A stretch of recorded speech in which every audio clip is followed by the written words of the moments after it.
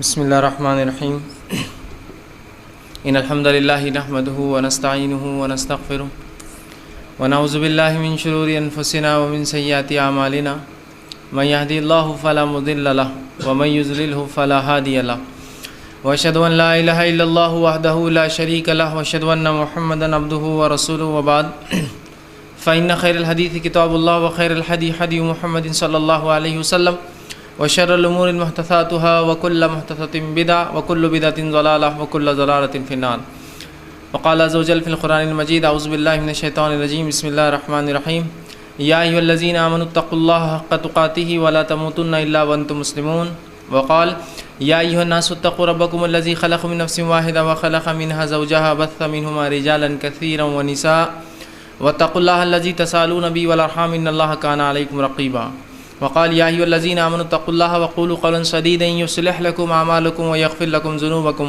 ومن يطع الله ورسوله فقد فاز فوزا عظيما اللهم صل على محمد وعلى آل محمد كما صليت على إبراهيم وعلى آل إبراهيم إنك حميد مجيد اللهم بارك على محمد وعلى آل محمد كما باركت على إبراهيم وعلى آل إبراهيم إنك حميد مجيد رب اشرح لي صدري ويسر لي أمري واحلل عقدة من لساني يفقهوا قولي وقال عز وجل في القرآن المجيد اعوذ باللہ من الشیطان الرجیم بسم اللہ الرحمن الرحیم ان اللہ یحب التوابین ویحب المتطہرین اما بعد تمام تعریفیں اس اللہ عز و جل کے لیے لائق و زیبا ہے جو تمام جہانوں کا بنانے والا اور اسے پالنے والا ہے، اور درود و سلام اس کے آخری نبی محمد صلی اللہ علیہ وسلم پر۔ الحمدللہ ہم تمام یہاں اس ہفتے واری درس قرآن کے لیے جمع ہوئے ہیں انشاءاللہ عزیز۔ اس مختصر سے وقت میں ایک عنوان جس کی طرف بار بار مجھے متوجہ کیا گیا کہ اس عنوان کو میں آپ کے سامنے رکھوں، انشاءاللہ عزیز میں کوشش کروں گا کہ اس عنوان کی ابتدا ہم آج کریں گے اور دھیرے دھیرے جو ہے آنے والے ہفتوں میں اس کو مکمل کرنے کی کوشش کریں گے، اور وہ عنوان تھا طہارت کے تعلق سے کچھ باتیں۔ یاد رکھیے طہارت ایک انتہائی اہم موضوع اور عنوان ہے، اس لیے کہ طہارت عبادت کی بنیاد ہے، طہارت عبادت کے لیے شرط ہے۔ طہارت اور پاکی کے بغیر بہت ساری عبادتیں مسلمان نہیں کر سکتا۔ ہاں بہت عبادتیں ایسی ہیں جو بغیر اس کے ہو سکتی ہے، لیکن کچھ افضل عبادتیں جس میں نماز شامل ہے اور اسی طرح طواف شامل ہے، یہ بغیر طہارت کے، بغیر غسل اور بغیر اس کے بعد وضو کے نہیں ہو سکتی ہے۔ تو گویا اس کی بڑی اہمیت ہے، یاد رکھیے۔ اور یہ بات میں بار بار کہتا ہوں کہ جس طرح سے فرائض کا پہ عمل کرنا ہم پر واجب اور فرض ہے، اس کو سیکھنا فرض ہے، اسی طرح وہ تمام باتیں جو فرض کے تکمیل میں ضروری ہے، اس کی شرائط ہے، اس کی وجہ ہے، اس کی بیس ہے، ان تمام کا سیکھنا اور کرنا بھی اتنا ہی ضروری ہے جتنا اس فرض پہ عمل کرنا ضروری ہے۔ تو اگر نماز پڑھنا فرض ہے اور اس پر عمل ضروری ہے، تو نماز کن کن چیزوں کی بنیاد پر مکمل ہوتی ہے، ان تمام کو سیکھنا بھی فرض اور اتنا ہی ضروری ہے۔ اگر زکوٰۃ دینا فرض ہے تو زکوٰۃ کی تکمیل کے لیے جو چیزیں ہوتی ہیں، اس کے مسائل، کتنے نصاب پر زکوٰۃ نکلیں گی، اس کا معلوم کرنا بھی فرض ہے۔ اگر حج کرنا فرض ہے تو اس کا طریقہ سیکھنا بھی ہم پر فرض ہے، اور تمام چیزیں کرنا بھی اس کی فرض ہے، ٹھیک ہے۔ تو اسی طرح جو ہے نماز چونکہ ہم پر فرض ہے تو اس کی شرط طہارت ہے، اور طہارت میں غسل بھی شامل ہے اور وضو بھی شامل ہے، یاد رکھیے۔ تو بہرحال کچھ باتیں میں جو ہے طہارت کے احکام کے تعلق سے آپ کے سامنے بہرحال آج رکھنے کی بہرحال کوشش کروں گا۔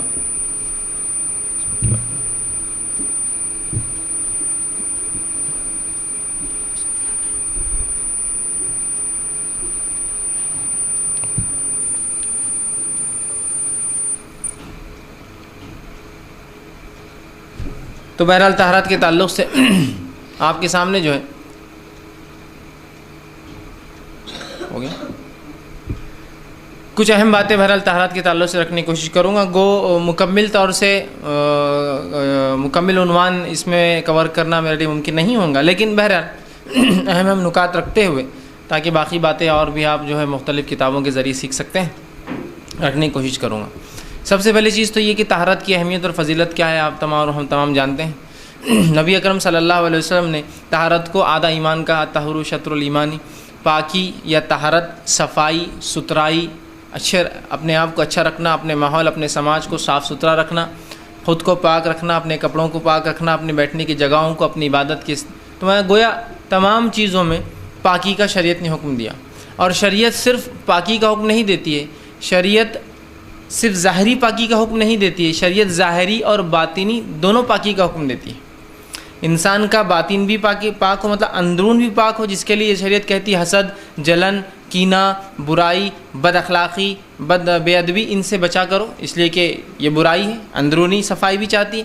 اور شریعت بیرونی صفائی، ظاہری صفائی بھی چاہتی ہے، کہ شریعت کہتی ہے کہ طہارت لو، وضو کرو، غسل سے رہو، پاک رہو اور فلاں۔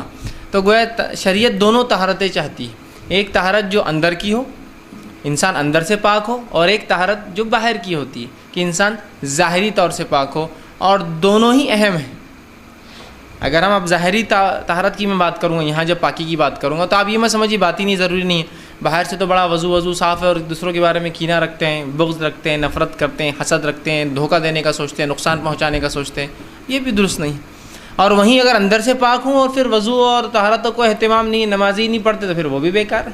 تو دونوں ہی طہارتیں شریعت میں اہم ہیں، ٹھیک ہے، اور اس کے بڑے فضائل ہیں۔ جیسے کہ ایک آیت میں نے آپ کے سامنے تلاوت کی، جو سورہ بقرہ کی آیت نمبر جو ہے 222 ہے، اس کا ایک حصہ اللہ نے کہا اور فرمایا ان اللہ یحب التوابین و یحب المتطہرین، اللہ توبہ کرنے والوں کو اور پاک رہنے والوں کو، طہارت رکھنے والوں کو، صفائی اور ستھرائی رکھنے والوں کو پسند کرتا ہے۔ تو ایک توبہ کرنا اور دوسرا صفائی۔ تو توبہ اندرونی پاکی کا ذریعہ ہے، انسان جو گناہ کرتا ہے اندرونی، حسد، جلن، بغض، کینہ، بد اخلاقی، تمام چیزیں، گالی دے دیا، جھوٹ بول دیا، دھوکہ دے دیا، اندرونی برائیاں ہیں، تو توبہ کو پسند کرتا ہے، اور ظاہری پاکی کو پسند کرتا ہے، مطلب اندرونی پاکی کے لیے توبہ، ظاہری پاکی کے لیے بھلے دونوں پاکیزگی کو پسند کرتا ہے نا۔ کیا فرمایا ان اللہ یحب التوابین، اللہ توبہ کرنے والوں، مطلب اندر سے جو پاک کرے، غلطی ہوگی پاک کر لی اپنے آپ کو، توبہ اس کا ذریعہ ہے گناہوں سے پاک ہونے کا، وہ یحب المتطہرین، اور ظاہری پاک رہنے والوں کو، اندرونی پاک اور ظاہری پاک دونوں ملا کر اللہ دونوں سے محبت کرتا ہے،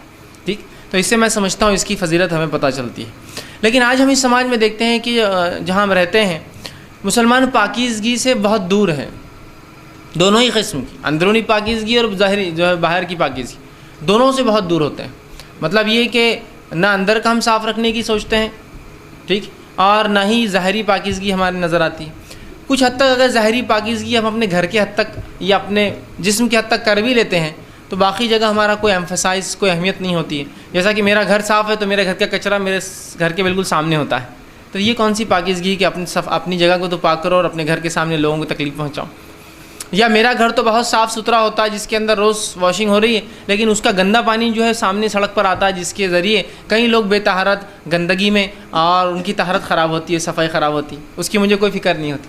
تو ایسا نہیں، ہمیں اپنے نفس کو، اپنے گھر کو، اپنے محلوں کو، ہمارے سماج کو، ہماری بستیوں کو، ہمارے شہروں اور ملکوں کو ہمیں پاک رکھنا یاد رکھیں، اس لیے کہ ہمارا دین اس کی تعلیم دیتا ہے، دین اس کی تربیت دیتا ہے، دین بار بار اس کے بارے میں ہمیں جو ہے متوجہ کراتا ہے، ہمیں اس کا حکم دیتا ہے، یاد رکھیے، ٹھیک ہے۔ تو یہ بڑی اہم چیز ہے۔ اب آئیے، اللہ رب العزت اپنی کتاب میں طہارت کا ہمیں حکم دیتا ہے، اور سورہ مائدہ سورہ نمبر 5 اس کی آیت نمبر 6 میں اللہ رب العزت نے فرمایا اور کہا وَإِن كُنتُمْ جُنُوبًا فَاتَّطَّهِّرُوا، کہ اگر تم میں سے کوئی جنوبی ہو جائے، جنوبی کا معنی ہوتا ہے ایسا آدمی کہ جس کو غسل واجب ہو، ٹھیک، ایسا آدمی جس کو غسل واجب ہو، تو کہا اگر تم میں سے کوئی شخص جنوبی ہو جائے جس پر غسل واجب ہو تو وہ کیا کرے؟ اللہ نے فرمایا تو وہ طہارت لے، تو وہ اپنے آپ کو پاک کرے۔ تو طہارت لینا ہم پر واجب اور فرض ہے، یاد رکھیے۔ کیا کہا اللہ نے؟ اگر تم میں سے کوئی جنوبی ہو جائے تو فوراً کہا تو تم طہارت لو، اپنے نفس کو، اپنے ظاہر کو پاک کر لو، ٹھیک ہے۔ اسی طرح آگے اللہ رب العزت فرماتا ہے، اور نبی اکرم صلی اللہ علیہ وسلم کو اللہ رب العزت نے حکم دیا اور کہا سورہ مدثر سورہ نمبر 74 اس کی آیت نمبر 4 میں کہا فَثِيَابَكَ فَطَّهِّرْ، کہ نبی اپنے کپڑوں کو پاک رکھیے۔ ثوب کا معنی ہوتا ہے ڈریس جو اوپر انسان پہنتا ہے، فَثِيَابَكَ فَطَّهِّرْ، کہ نبی اپنے کپڑوں کو آپ جو ہے پاک رکھیے، صاف رکھیے۔ پہلی آیت میں جنابت کے تعلق سے کہا اگر جنوبی ہو تو پاک کر لو، دوسری آیت جو ہے کپڑوں کے تعلق سے، مطلب جہاں جنابت کی وجہ سے ہمارا غسل وہ ہوتا ہے اس سے بھی ہم پاک ہو جائیں گے، اور اس کے علاوہ جو کپڑے لباس ہم پہنتے ہیں وہ لباس بھی ہمارا پاک اور صاف ہونا، یاد رکھیے، یہ شرط ہے شریعت کے اندر، ٹھیک۔ اب اسی طرح تیسری جگہ جو آیت میں نے آپ کے سامنے تلاوت کی، اللہ رب العزت سورہ بقرہ سورہ نمبر 2 آیت 222 میں فرماتا اور کہتا ہے ان اللہ یحب التوابین و یحب المتطہرین، اللہ تعالیٰ جو ہے توبہ کرنے والوں کو، اور اسی کے ساتھ ساتھ فرمایا طہارت رکھنے والوں کو، مطلب جو ہے جو توبہ کرتے ہیں، مطلب اندرونی جو ہے برائیاں جو ہوتی ہیں اس کو پاک کرتے ہیں، اور ظاہری اعتبار سے جو ہے وضو کرتے ہیں، غسل کرتے ہیں، ان کو پسند کرتا ہے۔ اسی طرح نبی اکرم صلی اللہ علیہ وسلم فرمایا، سنن ابو داؤد کی روایت ہے، اور طہارت کے تعلق سے فرمایا کہا مفتاح الصلاۃ الطہور، کہ نماز کی چابی طہارت ہے، مطلب غسل اور پھر وضو۔ نماز کی چابی طہارت ہے، مطلب اس شخص کی صلاۃ قبول نہیں ہوتی جس کی طہارت درست نہ ہو، تو یہ اس کی شرط ہے۔ اسی طرح ایک اور روایت میں آپ صلی اللہ علیہ وسلم فرماتے ہیں اور فرمایا لا تقبل الصلاۃ بغیر الطہور، کہ اللہ تعالیٰ کسی کی نماز کو تب تک قبول نہیں کرتا جب تک کہ وہ وضو نہیں کر لیتا، مطلب جب تک کہ وہ پاک نہیں ہو جاتا اللہ اس کی نماز کو قبول نہیں کرتا، ٹھیک ہے۔ یہ صحیح مسلم کی روایت۔ اسی طرح تیسری روایت جو صحیح مسلم کی روایت، آپ نے فرمایا الطہور شطر الایمانی، پاکی آدھا ایمان ہے، ٹھیک۔ تو آپ دیکھ رہے ہیں اور ہم دیکھ رہے ہیں کتنی باتیں شریعت نے پاکی کے تعلق سے بیان کی۔ اب آئیے پاکی کے طہارت کے کیا اقسام ہیں، صفائی کے کیا اقسام ہیں؟ تو صفائی طہارت پاکی کی دو قسمیں ہیں۔ پہلی قسم ظاہری اور دوسری قسم اندرونی۔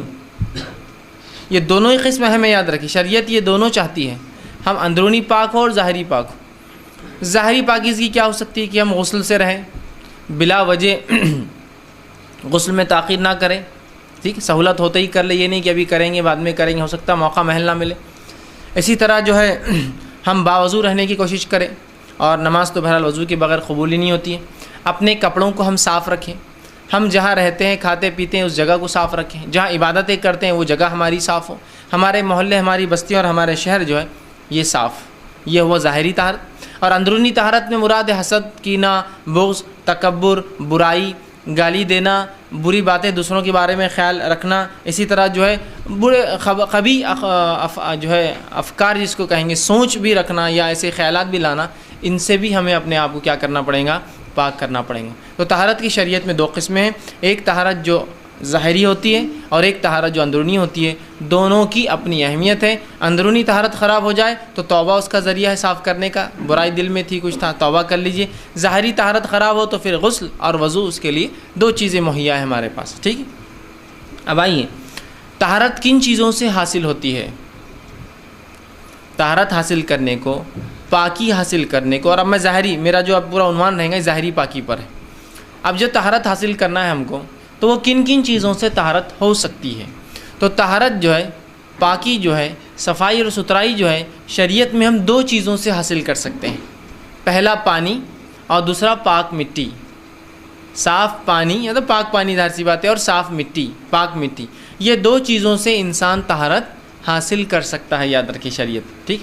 اس کے تعلق سے جو سادہ پانی جس کو ہم کہیں گے، یا صاف پانی جس کو ہم کہیں گے، میں سادہ پانی اس لیے کہہ رہا ہوں کہ بہت ساری چیزیں ہوتی ہیں جن کو پانی کہا جاتا ہے لیکن وہ پانی ہوتے نہیں، جیسا گلاب کا پانی، پانی تو ہے لیکن گلاب ہے، سادہ پانی اس لیے میں کہہ رہا ہوں، مطلب پانی جو جھیل میں ہو، ندی میں ہو، سمندر کا ہو، بارش کے ذریعے جو آتا ہو، نہروں کے ذریعے جو نکلتا ہو، کنووں سے جو نکلتا ہو، یہ سادہ پانی ہے۔ اس میں کچھ ملاوٹ ہو جائے تو پھر وہ پانی تو ہوتا ہے لیکن اس کے ساتھ آپ گلاب کا پانی، عطر کا پانی، مطلب کوئی چیز لگ جاتی ہے، سادہ پانی ہونا ایک، اور دوسرا مٹی سے طہارت حاصل ہوتی ہے۔ پانی کے تعلق سے اللہ رب العزت اپنی قرآن میں فرماتا ہے اور کہتا ہے وَأَنزَلْنَا مِنَ السَّمَاءِ مَاءً طَهُورًا، سورہ فرقان سورہ نمبر 25 آیت نمبر 48 میں فرمایا کہ ہم نے آسمان سے پانی کو اتارا جو پاک ہوتا ہے۔ اب آسمان سے اترا ہوا پانی جھیل، ندی، نالے جس کو کہیں گے، کنویں اور نہریں اور جھیلوں میں اور سمندر، بہرحال ان تمام جگہ آپ کو مل سکتا ہے۔ اس پانی سے چونکہ یہ پاک ہے، یہ ہمیں طہارت دے سکتا ہے، یہ ہمیں پاک کر سکتا ہے، یاد رکھیے، ٹھیک۔ تو پہلی چیز پانی ہے جس سے ہم طہارت حاصل کر سکتے ہیں۔ اسی طرح نبی اکرم صلی اللہ علیہ وسلم فرماتے ہیں، اور بحقی کی جو ہے روایت آپ نے فرمایا پانی پاک کرنے والا ہے، الا یہ کہ اس میں اس کا بو، ذائقہ اور رنگ کسی بری چیز کی وجہ سے بدل جائے۔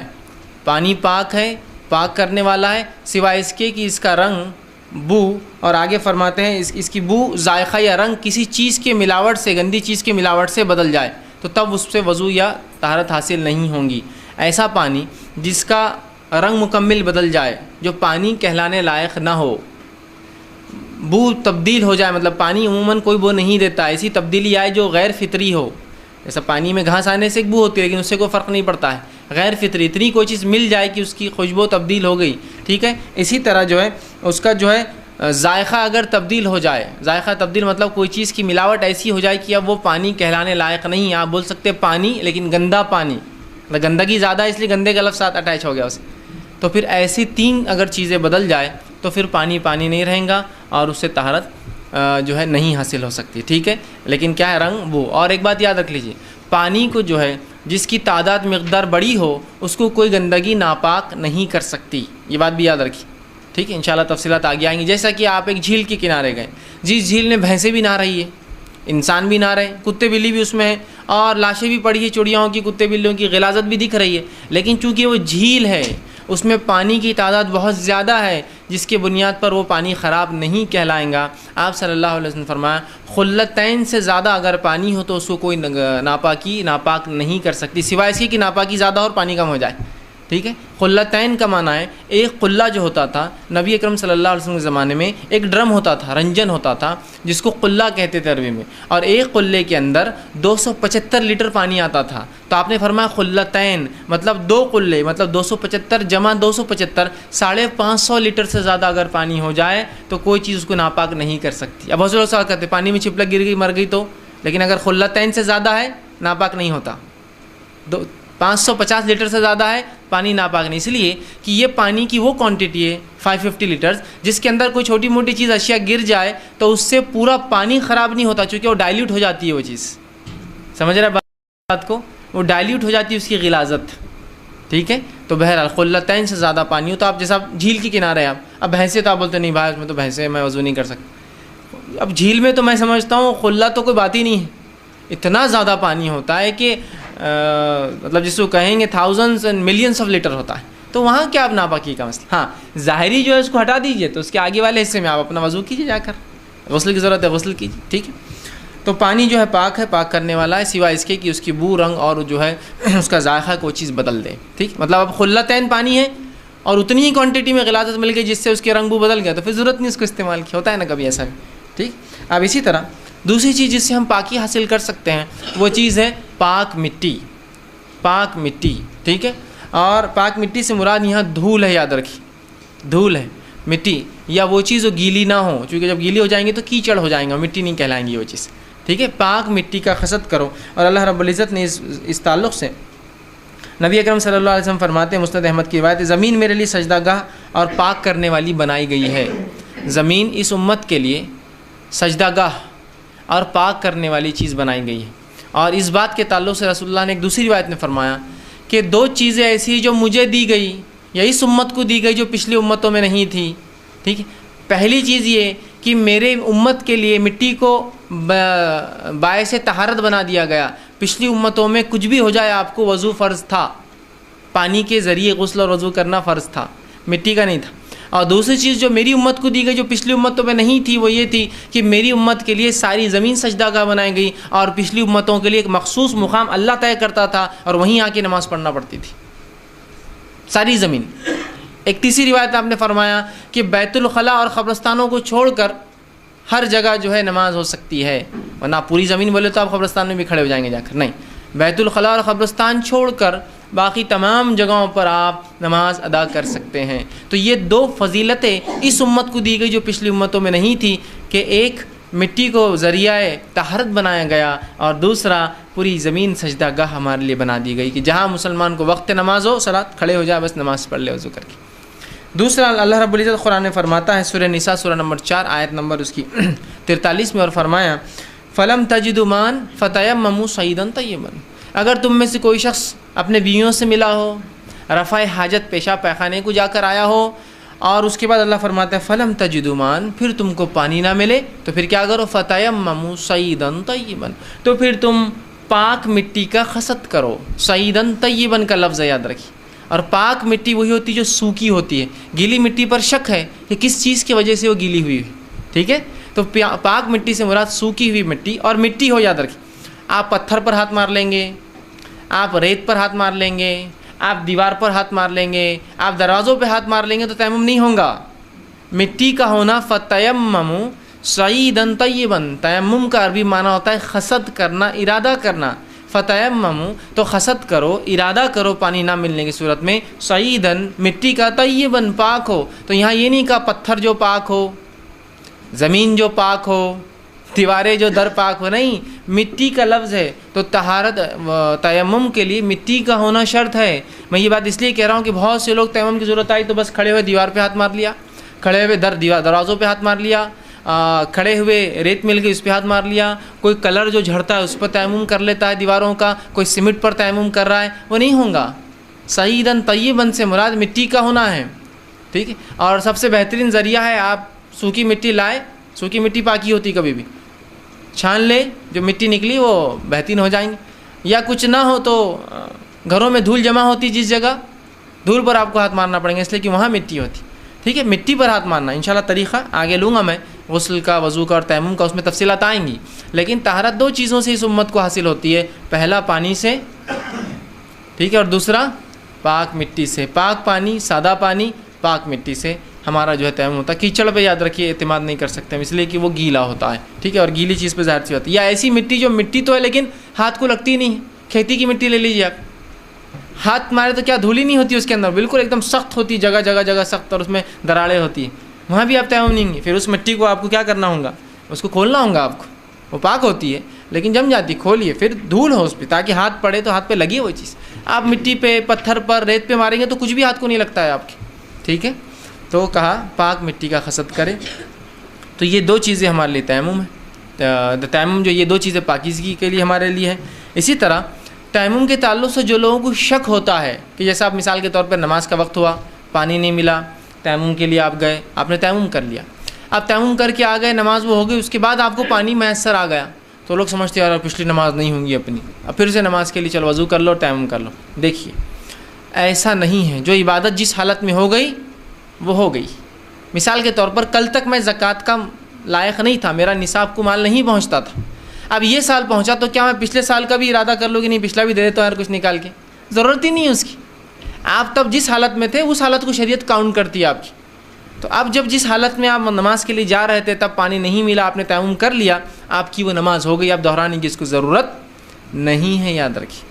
ٹھیک ہے. اس لیے کہ نبی اکرم صلی اللہ علیہ وسلم، صحیح بخاری کا ایک واقعہ ہے کہ جو ہے معاف کرنا ترمذی کی روایت ہے، کچھ صحابہ کو یہ ہوا کہ کیا جب ہم تیمم سے وضو کر لیتے ہیں، مطلب طہارت حاصل کر لیتے ہیں، نماز پڑھ لیتے ہیں، تو اس کے بعد پانی مل جائے تو کیا پھر ہم کو دہرانا پڑے گا؟ جیسا 2-4 دن ہو گیا عرب کا اس ماحول میں، 2-4 دن ہو سکتا پانی نہ ملے.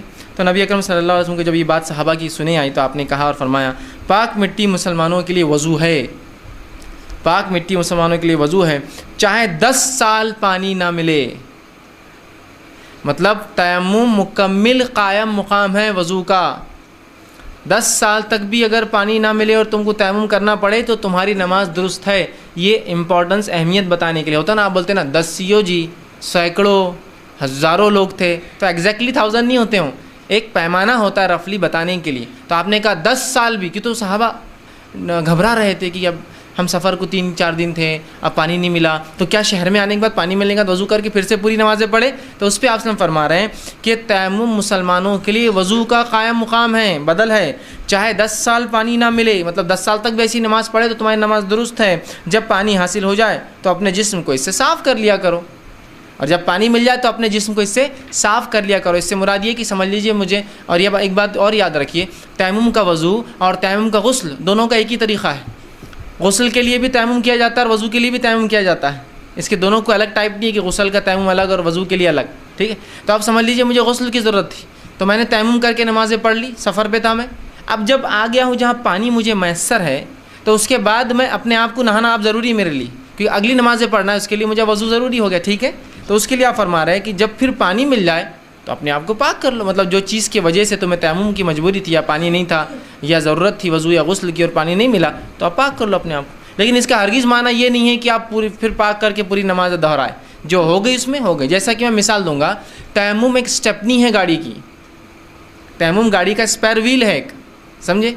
اگر آپ کے مین ویل پنکچر ہو جائے، گاڑی کا جو اصل ٹائر ہے، اور آپ نے اسپیئر ویل اسٹیپنی لگا دی گاڑی کو، اور آپ نے اس پہ سفر کیا، سمجھ لیجیے 100 کلومیٹر، تو 100 کلومیٹر وہ سفر ہوتا ہے یا نہیں ہوتا ہے؟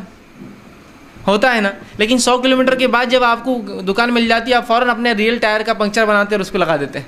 تو کوئی یہ بولے گا نہیں اب وہ 100 کلومیٹر سفر نہیں اور پھر واپس جا کے آئیں گے اپنا اصل ٹائر پہ، ضرورت ہی نہیں ہے، ضرورت ہی نہیں ہے اس کی، اس لیے کہ سفر ہو گیا۔ اسی طرح تیمم بھی ایک مجبوری کی چیز ہے جو استعمال کی جاتی ہے، لیکن مجبوری کے استعمال کا ہرگز معنی ہی نہیں کہ وہ استعمال کی مجبوری میں استعمال درست نہیں تھا اس کا، وہ کام ہو گیا، وہ عبادت آپ کی ہوگی، اب ضرورت نہیں اس کو کرنے، سمجھ گیا اب بات۔ اور تیمم جو ہے انشاءاللہ مسائل آئیں گے، یہ ضروری نہیں کہ پانی کی غیر موجودگی میں ہی ہو، یہ بیمار کے لیے پانی کی موجودگی میں بھی جو ہے وجہ بن سکتا ہے۔ بیمار انسان پانی شاید ڈاکٹر نے کہا لگا نہیں سکتے، یا پانی لگانے سے خدشہ ہے کہ جان چلی جائے، زخم بڑھ جائے جس سے اور بھاری نقصان مالی اور جانی ہو، تو بہرحال ہو سکتا ہے اس میں بھی آپ تیمم کریں۔ پانی تو ہے، جسم ساتھ نہیں دیتا، پانی تو ہے، صحت ساتھ نہیں دیتی، تو کیا کریں گے آدمی، ٹھیک۔ اسی تعلق سے ایک واقعہ آتا ہے کہ عمرو بن عاص رضی اللہ عنہ، سخت ٹھنڈی تھی اور ایسی جاڑے کی رات تھی اور آپ بیمار تھے کہ اگر غسل کرتے اور غسل کی ضرورت تھی آپ کو تو امکان تھا کہ آپ کو ڈر تھا کہ مر جاؤں گا، مطلب بیمار زیادہ تھے، اور عرب کی اس سردی کو آپ اندازہ لگائیے، وہ ہماری سردی جیسی نہیں ہوتی، بہت سخت سردیاں ہوتی ہے، تو آپ ڈر رہے تھے کہ کہیں امکان نہ، تو آپ نے اس معاملے میں جو ہے تیمم کر لیا۔ انشاءاللہ مسائل اس کے آگے آئیں گے، ٹھیک۔ اب آئیے نجاست جو ہے وہ کیا ہوتی ہے، گندگی کیا ہوتی ہے۔ تو گندگی دیکھیے ہر وہ چیز جو، یا نجاست کے اقسام جس کو کہیں گے ہم، وہ ہوتی ہے جو انسانی جسم سے نکلتی ہے، جس کو عام زبان میں کہوں گا پیشاب اور پیخانے کے ذریعے سے نکلنے والی چیز نجاست ہے، یا آپ کو ناپاک کر دیتی ہے، دونوں باتیں ہوتی ہیں۔ کچھ چیزوں کا نکلنا، یا وہ چیز خود بذات ناپاک ہوتی ہے، اور کچھ چیزوں سے نکلنے سے جسم ناپاک ہوتا ہے، پورے اس کو آپ نہیں کہہ سکتے کہ وہ ناپاک ہے، سمجھ رہا۔ تو پیشاب اور پیخانے کے ذریعے سے کوئی چیز نکل جائے یہ ناپاکی ہے۔ اسی طرح خون اور پیپ کا جسم سے نکلنا یہ ناپاکی ہے۔ اسی طرح پسینے کا جو ہے نکلنا یہ ناپاکی ہے، ٹھیک۔ اسی طرح جو ہے حرام جانوروں کے پیشاب پیخانہ یہ ناپاکی ہے۔ حرام جانوروں کا گوبر یا لیت جو سوکھا ہوا بھی ہو یہ ناپاکی ہے۔ ان کی جلد، ان کے جسم سے نکلی ہوئی چمڑیاں وہ ناپاک ہے۔ ہاں حلال جانوروں کی جلدیں جن کو رنگت دے دی جاتی، صاف کیا جاتا ہے، وہ تو حلال استعمال، لیکن حرام جانور کی تو یہ تمام چیزیں ہم کہہ سکتے ہیں یہ پلید ہے اور ناپاکی ہے۔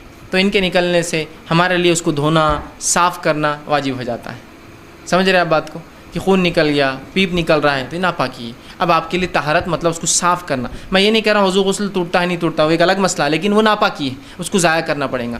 حرام جانوروں کی پیشاب یا پیخانہ جسم پہ لگ جائے، اب آپ کو صاف کرنا ہوگا، اس لیے کہ وہ ناپاکی ہے، سمجھ رہا۔ یا شرمگاہ سے دونوں طرف سے کچھ نکل جائے تو ناپاکی، اب اس کو آپ کو صاف کرنا ہوگا۔ کچھ کے نکلنے سے غسل ٹوٹتا ہے اور کچھ کے نکلنے سے صرف وضو ٹوٹتا ہے، ٹھیک۔ تو یہ ناپاکیاں ہیں، ٹھیک۔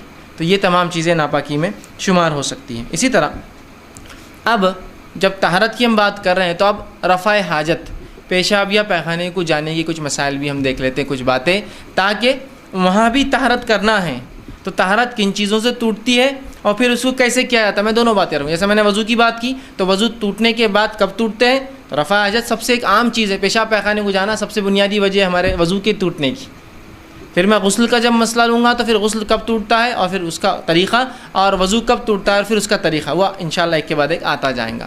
تو اب نجاست کو زائل، نجاست کو نکالنے کے لیے جو ہے رفع حاجت ہمارے لیے ضرورت پڑتی ہے۔ جسم سے پیشاب پیخانہ جو نکلتا ہے یہ ہمارے جسم کی صحت کی تندرستی کے لیے ضروری بھی ہے، لیکن اس کے نکلنے سے انسان کا وضو ٹوٹ جاتا ہے، یاد رکھیے۔ تب ان کے کیا ادب ہے اور ان میں کیسی طہارت لی جائے، اس کے بعد غسل، اور اس کے بعد انشاءاللہ اور بھی چیزیں میں رکھوں گا آپ کے سامنے۔ آئیے تو سب سے پہلے ہم دیکھیں گے رفع حاجت، پیشاب یا پیخانے کو آپ کو جانا ہے، قضاء حاجت جس کو کہیں گے، تو کن باتوں کو ذہن میں رکھنا آپ کے اور میرے لیے ضروری ہے، ورنہ ان چیزوں میں ہم بڑی بد احتیاطی کرتے ہیں اور بہت ساری گندگی اور پتہ نہیں کیا کیا مسئلے، بیماریاں اور پریشانیاں یہ صرف ان چیزوں کو احتیاط نہیں کرنے سے ہوتی، معلوم آپ کو۔ ہاتھ بغیر دھوئے کے کھانا کھا لے رہے ہیں، پیشاب پیخانے میں پانی کی کوئی تمیز نہیں ہے، نہیں ہم تو فلاں کلچر سے متاثر ہے تو کوئی کاغذ استعمال کر رہا ہے نا، کوئی فلاں چیز استعمال کر رہا ہے۔ پانی میں نے کیوں کہا پانی اور مٹی صرف دو چیزیں پاک کر سکتی ہے، مطلب آپ کاغذ مت لائیے بیچ میں، آپ دوسری چیزیں مت لائیے بیچ میں، آپ اصل یہی بنیاد ہے۔ لیکن ہم فلاں کلچر سے متاثر ہے تو ہمارے لیے تو پانی کی ضرورت ہی نہیں ہے، ہم پانی کو بچانے کو آپ کو ضرورت نہیں ہے۔ اللہ جس نے اس دنیا کو بنایا اس نے کسی حکمت کے ساتھ ہی یہ تمام احکامات ہم کو اور آپ کو دیے، ٹھیک ہے۔ تو ہمیں ان چیزوں کی فکر کرنے کی زیادہ ضرورت نہیں جو اللہ کا ذمہ ہے، ہم وہ فکر کریں اپنے اعمال کی جو ہمارا ذمہ ہے، ٹھیک۔ تو بہرحال تو اس چیز کو وہ کرے، تو کیا چیزیں ہمارے ذہن میں ہو جب رفع حاجت کے لیے جائے، جب بیٹھے اور جب نکلے۔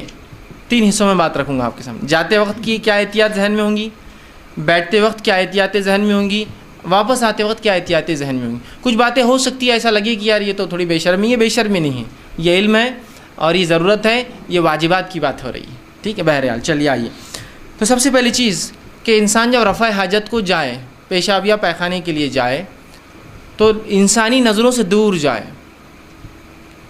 نبی اکرم صلی اللہ علیہ وسلم کی تعریف سے روایت میں آتا ہے جب آپ رفع حاجت کو جاتے تو بہت دور جاتے کہ ہم میں سے کوئی بھی آپ کو دیکھ نہیں پاتا۔ ایک روایت میں عبداللہ ابن مسعود رضی اللہ عنہ فرماتے ہیں میں رسول اکرم صلی اللہ علیہ وسلم کے ساتھ جب آپ بیت الخلاء کو جاتے، پیشاب یا پیخانے کی حاجت کو جاتے تو میں پانی لے جایا کرتا۔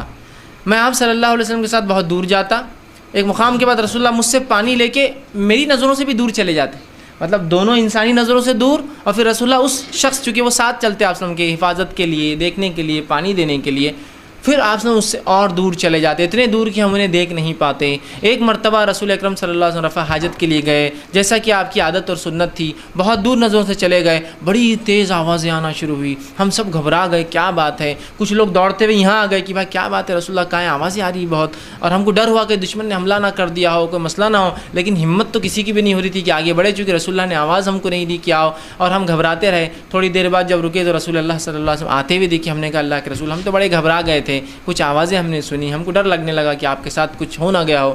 تو آپ نے کہا کہ نہیں ایسا مسئلہ نہیں تھا۔ جب میں رفع حاجت کے لیے گیا تو جنوں کے دو گروہوں میں لڑائی ہو گئی، جو کافر اور جو مومن تھے، اور دونوں میرے پاس آئے اور کہا آپ صلح کروا دیجئے، اور ہم لوگوں کو ڈسپیوٹ جگہ کے اوپر تھا، ایریے پر تھا کہ فیصلہ کر دیجئے کون کہاں رہیں گا۔ آپ نے کہا میں نے پھر دونوں میں فیصلہ کر دیا، اور دونوں نے میری بات کو قبول کر لیا، اور میں نے مومن جنوں سے کہا کہ تم جو ہے پہاڑوں کے دروں میں جا کر رہو، ٹھیک، یا اونچے مقامات پر رہو، مطلب پہاڑ کے جو علاقے ہوتے پہاڑی، اور جو کافر جن تھے ان سے کہہ دیا کہ تم غیر آباد سمندری ٹاپوؤں میں جا کے رہو، اور دونوں نے میری بات کو قبول کر لیا۔ بات سمجھ رہے؟ تو یہاں بھی راوی کیا کہتے ہیں رسول اللہ بہت دور چلے گئے تھے، ہم دیکھ نہیں پا رہے تھے، ہمیں آوازیں، ہم ڈر رہے تھے، لیکن رسول اللہ پتہ تھا اتنے دور جاتے تھے، ہو سکتا ہے بھاگنے تک وہاں پہنچ بھی نہ سکے، تو سوچا کہ انتظار کرنا زیادہ بہتر ہے۔ سمجھ رہے آپ؟ تو انسانی نظروں سے دور جانا ہے آپ کو، جب بھی آپ کو وہ کرنا ہے۔ یہ بات تب کے لیے لاگو ہوں گی جب آپ کھلے میں کر رہے ہیں، بند کے لیے لاگو نہیں، ورنہ بند اس میں بھی آپ دور کسی علاقے میں جائیں گے، وہاں ضرورت ہی نہیں، بند ہے۔ اور آج کل الحمدللہ ہم شہروں میں رہتے ہیں اور بند ہوتے ہیں، لیکن اگر آپ کو کبھی مجبوری آ جائے جنگل میں تو یاد رکھیے اس کے لیے ہوں گا، ورنہ آج ہم لوگوں کو دیکھتے ہیں سڑک سے، آپ ہائی وے سے گاڑیاں چلا رہے ہیں اور لوگ انسانوں کی طرف منہ کر کے رفع حاجت کے لیے بیٹھے ہوئے۔ کم از کم اتنی حیا تو ہونا چاہیے کہ پیٹ کر لے آدمی، مجبور ہوتا ہے نا، مجبوری یہ سمجھو جانے تک چھوٹ جا رہا تھا تو وہیں بیٹھ گیا راستے پر، مطلب گاڑیاں جا رہی ہیں اور اس ہائی وے کی طرف گاڑیوں کو دیکھتے دیکھتے رفع حاجت کے لیے کھڑا یا بیٹھا ہے۔ سمجھ رہا بات؟ تو کیسی مطلب گھنونی بات ہے، کتنی بے شرمی کی بات ہے، مطلب شرم و حیا کا تقاضا انسانیت بھولتی جا رہی ہے، اور پھر وہی جانور، اور جس کو ہم کہیں گے اینیمل انسٹنکٹ اپنے اندر واپس جگا رہی ہے، جو جانوروں کی خصلت کہیں گے، ننگا ہونا، جسموں کو دکھانا، یہ آدم کی اولاد اور آدم کی اور انسانوں کی فطرت نہیں ہے ننگا ہونا، یاد رکھیں، اس کا فطری تقاضا ہی نہیں یاد رکھیں، سمجھا؟ تو یہ بات یاد رکھیے، ورنہ بہت سے لوگوں کو دیکھا جاتا ہے چوراہوں پر بیچ میں کھڑے رہ کے بس شروع ہے، اور ہر کوئی دیکھ رہا آس پاس سے، اور لوگ اپنی نظریں بچا کے جا رہے ہیں، ان کو کوئی شرم نہیں آ رہی، سمجھ رہا؟ چوراہوں پر، نکڑوں پر کھڑے رہ کے طہارت ہو رہی ہے۔ کم از کم اگر ایسی ضرورت تھی تو کہیں دور جاتے، نکڑ چوراہوں پر، لوگوں کے گھروں کو طہارت کا مقام بنا دیا آپ نے۔ ایک جگہ سے میں گھر سے میرا گزر ہوا تو وہاں اوپر لکھا ہوا تھا، یہاں دیکھو گدھا مت رہا ہے، بڑا ایسا بورڈ لگا ہوا تھا، اور نیچے دو آدمی پیشاب کرتے کھڑے تھے۔ میں نے کہا ماشاء اللہ، وہاں انہوں نے لکھ دیا، چونکہ ان کے گھر کے پاس لوگ پیشاب کر رہے تھے، اتنا تنگ کر دیا تو انہوں نے وہاں لکھ دیا تھا، تاکہ کم از کم وہ لوگ ذلیل تو ہو کہ دیکھو گدھا مت رہا ہے، ٹھیک ہے، لیکن اس کے بعد بھی لوگوں کو شرم نہیں، کھڑے ہیں وہاں، سمجھ رہے ہیں؟ تو بہت احتیاط کیجیے، ٹھیک ہے۔ تو نظروں سے دور جانا، یا عام زبان میں کہوں گا اپنے گھروں میں ہے تو دروازوں کا مکمل بند ہونا اس میں جا کے، تاکہ کوئی دیکھ نہ سکے، کوئی آ نہ جائے، ٹھیک۔ چلیے دوسری چیز کا لحاظ، اس حالت میں کوئی ایسی چیز ساتھ نہ رکھے جس پہ اللہ کا ذکر یا اللہ کا نام واضح لکھا ہو، جیسے کہ ایک روایت میں آتا، نبی اکرم صلی اللہ علیہ وسلم سے ایک انگوٹھی تھی جو کھلی باہر آپ پہنتے تھے، جسے محمد رسول اللہ لکھا تھا، جو مہر تھی آپ کی، اسٹیمپ تھا، جو بادشاہوں کو آپ خطوط لکھتے، لیٹرس لکھتے تو اس پر مارا جاتا، تو وہ آپ اتار دیا کرتے تھے۔ تو اس سے علماء لکھتے ہیں کہ ایسی کوئی چیز جو ظاہری اللہ کا نام یا ذکر ہو، جیسا آپ کے پاس مصحف ہے، جیب میں قرآن ہے، آپ پڑھنے کے عادی ہے، تو وہ نہیں لے جا سکتے آپ۔ رہا معاملہ وہ قرآن جو الیکٹرانک فارم میں موبائل، آئی پاڈز یا دوسری چیزوں میں ہے، وہ الگ چیز ہے، اس کی حرمت قرآن جیسی نہیں ہے، لیکن جو مصحف ہوتا ہے، پیج وائز جو قرآن ہوتا ہے، اس کی بڑی حرمت ہے، اس کو تو نہیں لے جا سکتے۔ وہ الیکٹرانک فارم میں ہے کہ تو اگر کوئی موبائل گر گیا اس میں قرآن ہے تو آپ یہ نہیں بولتے قرآن گرا، موبائل گرا، لیکن قرآن جو مصحف پیپر میں ہوتا ہے، بک بائنڈیڈ بک میں ہوتا ہے، اس کی بڑی حرمت ہے، یاد رکھیے، تو اس کو نہیں لے جا سکتے آپ۔ یا کوئی بھی اس چیز پہ کھلا اللہ کا نام لکھا ہو، اور رسول اللہ جو پہنتے ہیں وہ مہر پہنتے تھے، اب خواہ لوگ آیت الکرسی لٹکا لیتے ہیں، اللہ کے نام کے کڑے ڈال لیتے ہیں، یہ ضرورت نہیں، تو تعویذات ہے، اور یہ یاد رکھیے شریعتاً درست نہیں، حرام ہے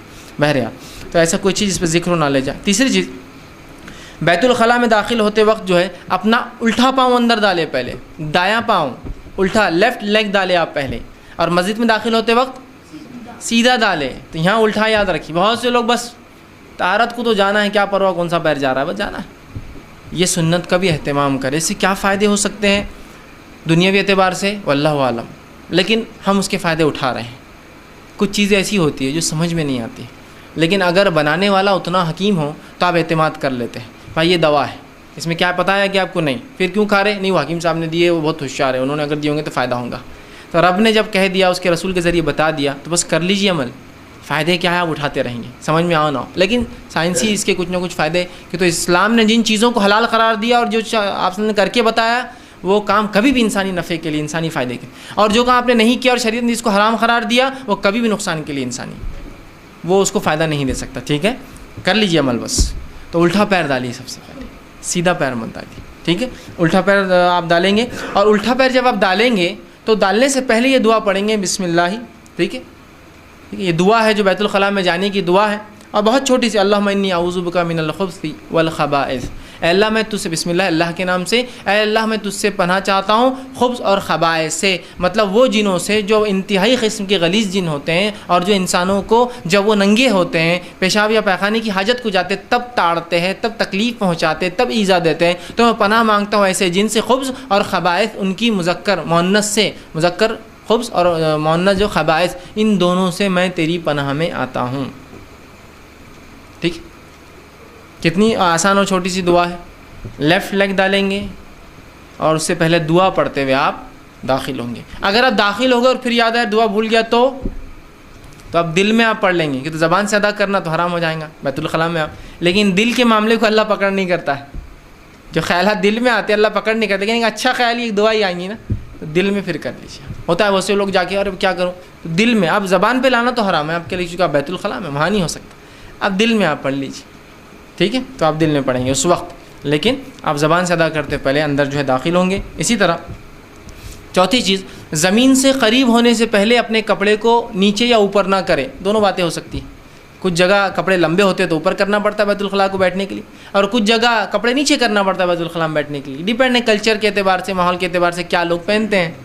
اگر کسی نے صوب پہن رکھا ہو، لمبا جو جھبا ہوتا ہے رب، تو وہ اوپر کریں گا، لیکن وہیں کسی نے پینٹ پہنا ہو تو نیچے کریں گا۔ تو میں دونوں باتیں کہوں گا، اوپر یا نیچے کرنے سے پہلے اتنے جھک جائے کہ اگر امکان ہو کہ کہیں سے نظریں پڑتی ہو، چونکہ کچھ جگہ سمجھ لیجیے بیت الخلاء گاؤں میں آپ چلے جائیے، 4 فٹ کی دیوار ہوتی ہے بیت الخلاء، سمجھ رہے ہیں، یا 3 فٹ کی دیوار ہوتی ہے، نیچے بیٹھ جائے تو نہیں دکھیں گا، ٹھیک، یا کچھ علاقوں میں آپ جائیے بیت الخلاء کو صرف 3 فٹ کا دروازہ رہتا، ٹھیک، پھر آپ وہاں کیا کریں گے، آپ مجبوریاں ہوتی ہیں، اس کے علاوہ چارہ ہی نہیں آپ کے پاس، چارہ ہی نہیں، ایسی مجبوریاں آ سکتی، جیسا مثال کے طور پر آپ کسی جیل میں چلے جائیے، یا جیل میں آپ نے کبھی دیکھا ہوگا تو بیت الخلاء صرف 3 فٹ کے ہوتے دروازے، کیونکہ قیدیوں کو چھوڑا نہیں جا سکتا کسی بھی حال میں، ان کو بند نہیں، مطلب ایسا نہیں چھوڑا جاتا جہاں وہ بند ہو کر کچھ پلان کر سکتے ہیں، کچھ منصوبے کر سکتے ہیں۔ اور بیت الخلاء میں کیا کرتے ہیں، عموماً وہ نیچے کا کھود دیتے ہیں، اور اگر بڑے راستے ہو تو نکل کے پھنس جاتے ہیں، نیچے ٹنلز ہوتے ہیں نا، پانی جس سے بہتا ہے گندا، ہمارے پاس چھوٹی نالیاں ہوتی ہیں، لیکن کچھ علاقوں میں بڑے بڑے ٹنلز ہوتے ہیں جس میں پانی سیدھا گرتا ہے، اور راستے انسان چل سکتے ہیں ان ڈرینیجز کے اندر، سمجھ رہا ہے بات، تو کھلا نہیں چھوڑا جاتا، 3 فٹ کے ہوتے تاکہ دکھتے رہے کون ہے اندر، مجبوریاں ہو سکتی، یا آپ نظروں سے دور تو چلے گئے، لیکن کچھ عمارتیں ہیں جو دیکھ سکتے ہیں لوگ، اونچی عمارتیں ہیں، اب کتنے دور جائیں گا آدمی، کہاں تک بھاگیں گا، ٹھیک، تو پھر اس کا احتیاط ضرور ہو کہ کسی کی نظریں آپ کی شرمگاہ پہ نہیں پڑے، اس لیے کہ شرمگاہ کو چھپانا ایک مسلمان کے لیے فرض ہے، اس کا دکھانا ایک مسلمان کے لیے حرام ہے، ٹھیک ہے، تو بہرحال اتنا آپ احتیاط کریں کوئی آپ کی شرمگاہ نہ دیکھ پائے۔ اسی طرح 5ویں چیز، ٹھیک ہے، جب ہم پیشاب یا پیخانے کے لیے بیٹھیں گے اور کھلے میں اگر ہو تو ہمارا چہرہ اور پیٹھ دونوں قبلے کی طرف نہیں ہونا چاہیے۔ ہم جب بیت الخلاء کے لیے بیٹھتے ہیں تو ہمارا چہرہ اور پیٹھ دونوں قبلے کی طرف نہیں ہونا چاہیے، لیکن اگر بند ہے، جیسا آج کل ہمارے گھروں میں بند ہوتے ہیں، تو اس میں کوئی معنی نہیں، اس کا قبلہ اور اس کا کوئی اہمیت نہیں، لیکن اگر کھلے میں ہیں آپ، اوپن اسپیس میں آپ جا رہے ہیں، تو تب آپ کو یہ بات کا دھیان رکھنا ہوگا کہ میرا چہرہ اور پیٹھ قبلے کی طرف نہ ہو. لیکن جب آپ بند میں ہیں، جیسا آج 4 دیواری ہمارے بیت الخلاء ہوتے ہیں، تو بند بیت الخلاء میں اس کا کوئی مسئلہ نہیں انشاءاللہ. لیکن کھلے اگر ایریا میں جا رہے ہو تو اس کا ضرور احتیاط کرے کہ چہرہ اور پیٹھ دونوں جو ہے پیشاب پیخانے وقت نہ ہو. نبی اکرم صلی اللہ علیہ وسلم فرماتے ہیں، صحیح بخاری اور صحیح مسلم کی متفق علیہ روایت، آپ نے فرمایا لا تستقبلوا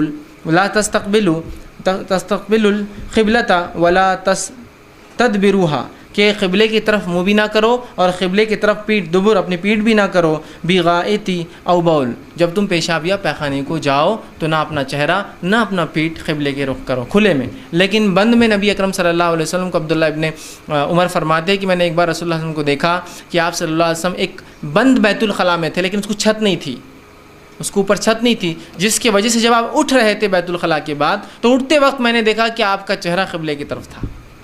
تو اس سے پتہ چلا بند اس میں قبلے کی طرف ہونے سے کوئی حرج نہیں، لیکن کھلے اس میں قبلے کی طرف چہرہ اور منہ دونوں نہیں ہونا چاہیے. یہ مسئلہ ان لوگوں کے لیے زیادہ، بہت سے لوگ گھروں کے اندر وہ ہوتے ہیں اور بیت الخلاء بٹھانا ہے، بھانڈا بٹھانا WC، تو وہ بولتے ہیں اب قبلہ ہی آ رہا، ڈائریکشن ہے، جگہ نہیں ہے گھر میں، کیا کرنا. تو بند اس کے لیے یہ اصول نہیں ہے، کھلے اس میں تو بالکل آپ کو اس کی احتیاط کرنا پڑیں گے. ٹھیک. اسی طرح چھٹی چیز جو آپ یاد رکھیں گے وہ یہ ہے، اس کام کے لیے لوگوں کے راستے، سائے دار درخت یا پانی کے کسی گھاٹ یا پل یا انسانیت کے نفع بخش عمارتوں کے پاس کبھی آپ غلطی سے بھی نہ بیٹھیں، یہ بہت برا ہوگا، یاد رکھیے.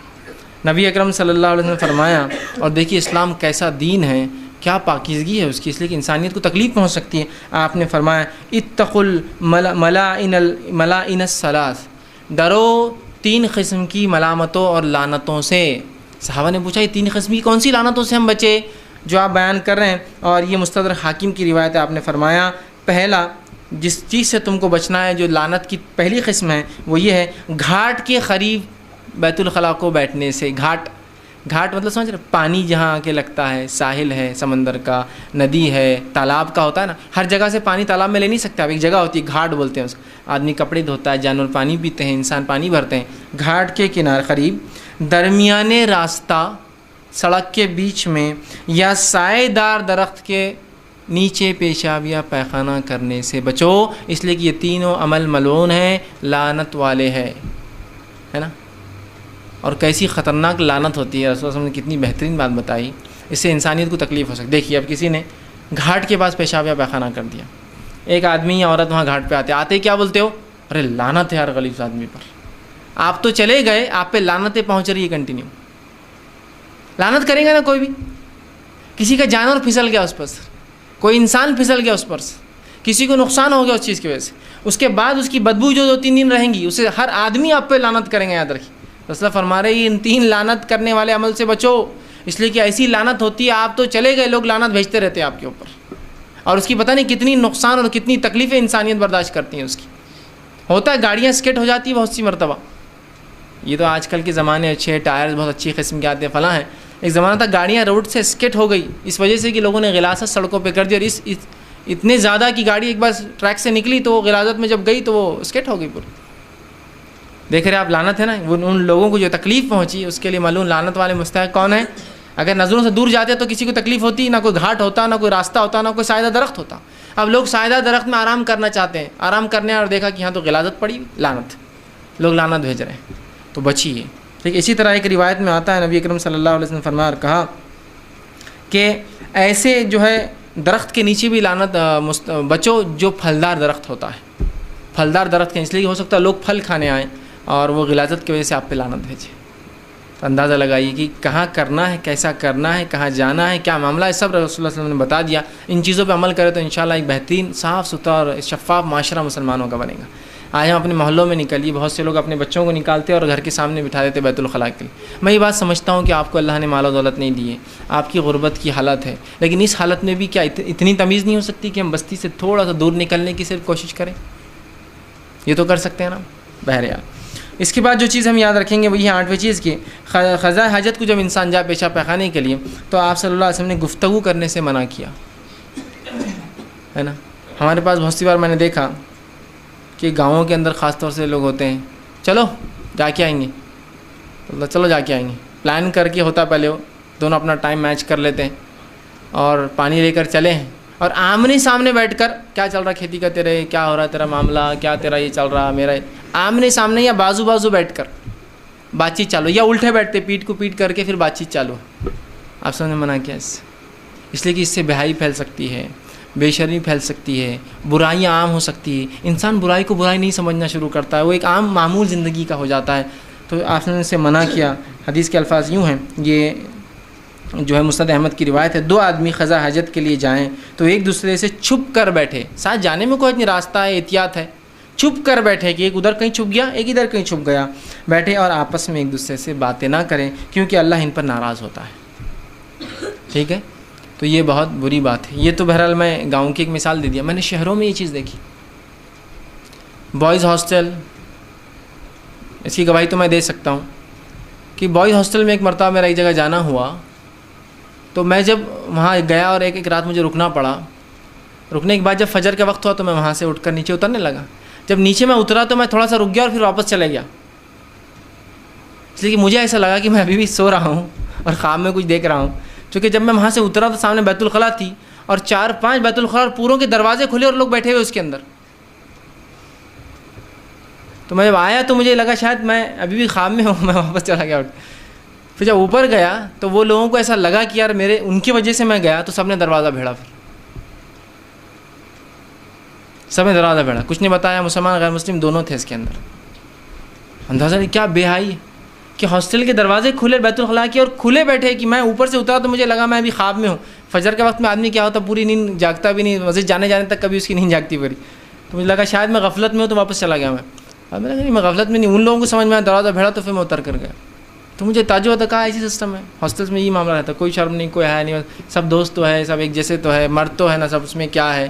ٹھیک، اور یہی بے شرمی، بہائی اور برائی اور غلاظت کی آج جو ہے وجہ بنتی ہے اندر کی. ٹھیک، تو بات نہ کریں اور دور ایک دوسرے سے بیٹھے اگر جائے بھی. تو دوسری چیز اس معاملے میں کہ اب جانے کی تو جانے کا ہوا، جانے کے بعد جو ہے اب جب استنجا کریں گے یا طہارت لیں گے تو اس میں کیا کیا چیزیں آپ ذہن میں رکھیں گے. تو پہلی چیز، ہڈی یا لید سے آپ طہارت نہیں کریں گے. ہڈی سے مراد ہڈیاں ہوتی ہیں نا جانور جو کھانے کے بعد ہوتی ہے، اور لید سے مراد حلال جانوروں کا سوکھا ہوا گوبر. اس لیے کہ نبی اکرم صلی اللہ علیہ وسلم نے فرمایا اور کہا لید اور ہڈی سے استنجا کرنے سے بچو، اس لیے کہ یہ تمہارے بھائی جنوں کی غذا ہے. آپ فرماتے ہیں میرے پاس کچھ جنیں اور کہا ہے محمد صلی اللہ علیہ وسلم اپنی امت کو اس چیز کی تاکید کرو کہ جو ہڈی ہوتی، جو حلال جانور ذبح ہوتا ہے اس کی ہڈی نکلتی ہے، وہ ہڈیاں اللہ نے ہمارے لیے حلال کر دی اور وہ ہمارے لیے گوشت جیسی بن جاتی ہے. وہ جانور جن پر اللہ کا نام لے کے ذبح ہوتا ہے، وہ جانوروں کی ہڈیاں جنوں کے لیے گوشت بن جاتی ہے اللہ کے حکم سے. اور کہا وہ جو لیت ہوتا ہے، جو حلال جانوروں کا گوبر ہوتا ہے جو سوکھ جاتا ہے، وہ ہمارے جانوروں کی غذا ہے، جنوں کی غذا نہیں، ان کے جانوروں کی غذا ہے. تو کہا محمد اپنی امت کو تاکید کرو اس معاملے میں کہ وہ ہڈی اور لیت سے، سوکھے ہوئے حلال جانور کے گوبر سے استنجا نہ کرے. تو اب آپ کو استنجا کرنا ہے، پانی نہ ہو تو آپ ہڈی اور گوبر نہیں استعمال کریں گے. اس کے لیے پھر پتھر ہو سکتا ہے، مٹی کے ڈھیلے ہو سکتے ہیں، لیکن ہڈی اور گوبر کا استعمال نہیں ہوگا. دوسری چیز، ایسی کوئی چیز استعمال نہ کرے جو کھانے میں کام آتی ہو، استعمال کی اشیاء ہو. ٹھیک، اس لیے کہ استعمال کی اشیاء اور کھانے کی چیزوں کا آپ طہارت کریں گے تو اس سے ان چیزوں کی بے حرمتی ہوں گی، اسراف اور ضائع کرنے میں آئیں گا، اور اسراف اور ضائع کرنا شریعت میں حرام ہے. ورنہ ایسا ہوتا ہے، میں ایک مرتبہ ایک صاحب مجھے ایک واقعہ سن رہا ہے کہ ایک مسجد کا تعمیری کام ہو رہا تھا، کسی نے 1000 اینٹ لا کر صدقہ کر دی کہ بھائی مسجد میں لگا دے. چونکہ سیمنٹ کا انتظام نہیں ہوا تھا تو اینٹیں پڑی رہ گئی، اور انہوں نے کہا کہ انشاءاللہ جب سیمنٹ آ جائے گا تو اینٹوں کا انتظام ہوگا. وہ صاحب 1 سال بعد رمضان سے پہلے آئے، جو رمضان سے پہلے اینٹیں دے کے گئے تھے، آئے تو دیکھا تو اینٹوں کا ڈھیر، آدھی زیادہ اینٹیں غائب ہے اور باقی ٹوٹی پھوٹی پڑی ہے، اور کچھ ثابت آج بھی رکھی ہے. آ کر پوچھا بھائی یہ اینٹوں کیا ہو؟ تو کہا لگ گئی صاحب. بولے کہاں لگ گئی؟ لگ گئی، رکو بولے تھوڑی دیر دیکھ لو کہاں لگ گئی. بولے وہ وہاں کھڑے رہے، تھوڑی دیر بعد ایک آدمی آیا، ایک اینٹ لیا، پھوڑا اور طہارت کو لے کے چلا گیا. تو کہا لگ گئی پوری راستے. تو یہ حلال چیز تھی نا، استعمال کی چیز تھی اینٹ، آپ طہارت میں لیں گے اس کو. آپ کو اتنا ہے تو اپنی اینٹ خریدیے، پھوڑ کر لائیے اس کو گھر سے. اور پتہ نہیں ایک عجیب ذہنیت مسلمانوں کی کیا بنی ہوئی ہے، طہارت خانے میں جاتے ہیں، پانی کا استعمال کرتے اور ڈھیلوں کا کرتے ہیں. یہ دونوں کا استعمال ہو ہی نہیں سکتا بیک وقت. ڈھیلے صرف پانی کی غیر موجودگی میں استعمال ہو سکتے. نہیں زیادہ طہارت حاصل ہوں گی. یہ زیادہ طہارت کا تصور تم نے لایا کہاں سے؟ یہ تصور آیا کہاں سے کہ دونوں کریں گے تو زیادہ ہوں گے؟ مطلب اسٹیپنی اور اوریجنل ٹائر دونوں لا کے چلائیں تو گاڑی کو زیادہ فائدہ ہوگا. نہیں، دونوں رہنے دو ٹائر. بیوقوفی کی بات ہے، اہم بات ہے. پانی ہونے کے بعد بھی ڈھیلے استعمال کرتے ہیں، ڈھیلے کو استعمال کر کے وہاں رکھتے ہیں جہاں دوسروں کا ہاتھ لگے اس کی دیوار پر طہارت خانے کی، تاکہ لوگ دیکھیں۔ یہ سب لعنت کی وجہ بنتی ہے، سب گندے ڈھیلے ہوتے ہیں، اور طہارت خانے کے اندر پھینکتے ہیں ان ڈھیلوں کو لا کر۔ ارے پانی ہے نا، پھر ڈھیلوں کی ضرورت ہوتی نہیں، پانی کی موجودگی میں ہو ہی نہیں سکتی ایسی طہارت۔ آگے رکھوں گا میں عائشہ کا ایک قول اس تعلق سے۔ بہرحال تو ڈھیلوں کا استعمال کر سکتے، لیکن ڈھیلے استعمال کی چیز نہ ہوں، حلال کھانے پینے کی اشیاء نہ ہوں، بلکہ پتھر جو عام استعمال کے نہ ہوں، اور جن کے استعمال کرنے سے کسی کو تکلیف بھی نہ ہو۔ کسی کے استعمال کے پتھر بھی ہو سکتے ہیں، ان کو بھی نہ لے آپ۔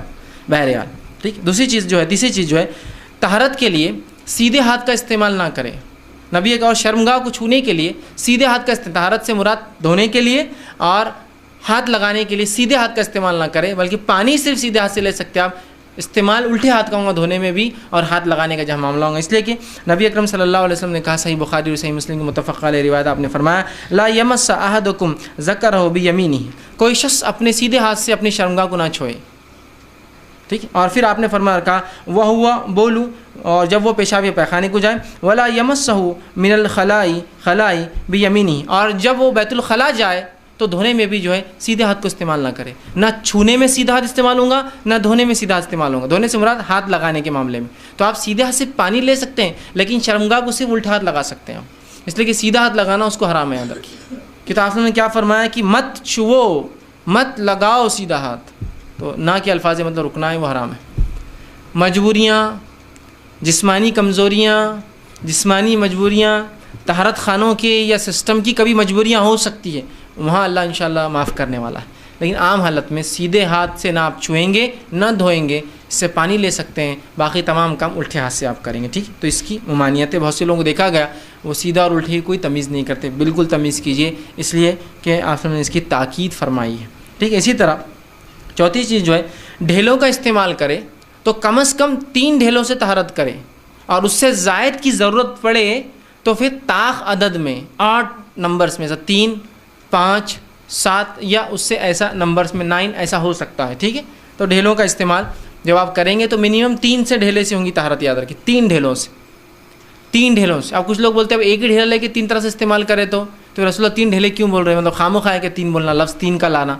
ایک کو بول سکتے ہیں نا 4 سائڈ ہوتے ہیں، اس کو 5 بھی ہو سکتے ہیں، کسی پتھر کو 10 بھی ہو سکتے ہیں، تو بولنے کی کیا ضرورت ہے 3 ڈھیلے، اس لیے کہ صفائی کے لیے یہ ضروری ہے، سمجھ رہے ہیں بات کو۔ اب کیوں 3 کہا، اس لیے کہ کچھ باتیں اس کا تعلق غائب سے ہوتا ہے، وہ ہم نہیں جان سکتے کبھی بھی۔ جیسے آپ نے فرمایا رات میں سو تو اپنے برتنوں کو، پانی کی مشکیسوں کو جس میں پانی بھرا ہوتا ہے، کھانے کی چیزوں کو کھلا نہ چھوڑو، اس لیے کہ آسمان سے رات میں بیماریاں اترتی ہے اور کھلے برتن میں داخل ہو جاتی ہے۔ تو آپ کہیں گے بیماریاں جراثیم لاتے، جراثیم تو بہت باریک ہوتے، کھلے اور چھپے سے ان کو کیا ہوتا، واللہ عالم، یہ غائب کا علم ہے جو اللہ جانتا ہے۔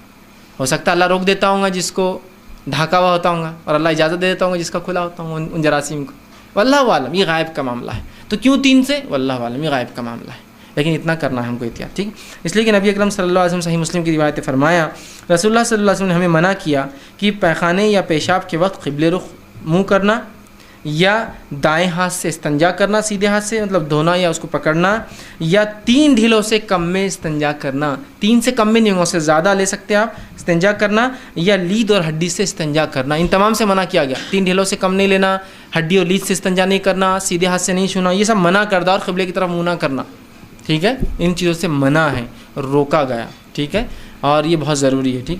تو 3 ہو ڈھیلے کم از کم، گریٹر دین اگر ضرورت ہے، غلاظت زیادہ ہے، اور پیشاب کے لیے بھی ہو سکتا ہے 3 ڈھیلے، اور پیخانے کے لیے بھی ہو سکتا ہے، اس لیے کہ آپ کو دونوں چیزیں آ سکتی، سفر پہ ہے، پانی کی کمی ہے، اب اس سے 3 سے زیادہ لینا ہے تو پھر 5 منگائیے، 5 سے زیادہ لینا تو 7 منگائیے آپ، ٹھیک ہے۔ بہرحال اس سے استنجا آپ کریں، ٹھیک ہے۔ اس کے بعد جو ہے 5ویں چیز آپ یاد رکھیے، ڈھیلے اور پانی کے استعمال میں جو ہے آپ خلط ملط نہ کریں، پانی ہو تو ڈھیلوں کی ضرورت نہیں ہے، پانی نہ ہو تو ڈھیلے کفایت کر جائیں گے، پھر جب پانی ملے تو آپ طہارت کر کے دھو لیں۔ مثال کے طور پر مجھے پانی نہیں ملا جس کی وجہ سے پیشاب پیخانے کو میں بیٹھ گیا، اس کے بعد جب بھی مجھے پانی ملے گا وہاں میں آرام سے جو ہے پانی سے اس حصے کو دھو لوں گا، یاد رکھیے، چونکہ پانی مل گیا اب مجھے، اب دھو لے آپ اس کو، ٹھیک ہے۔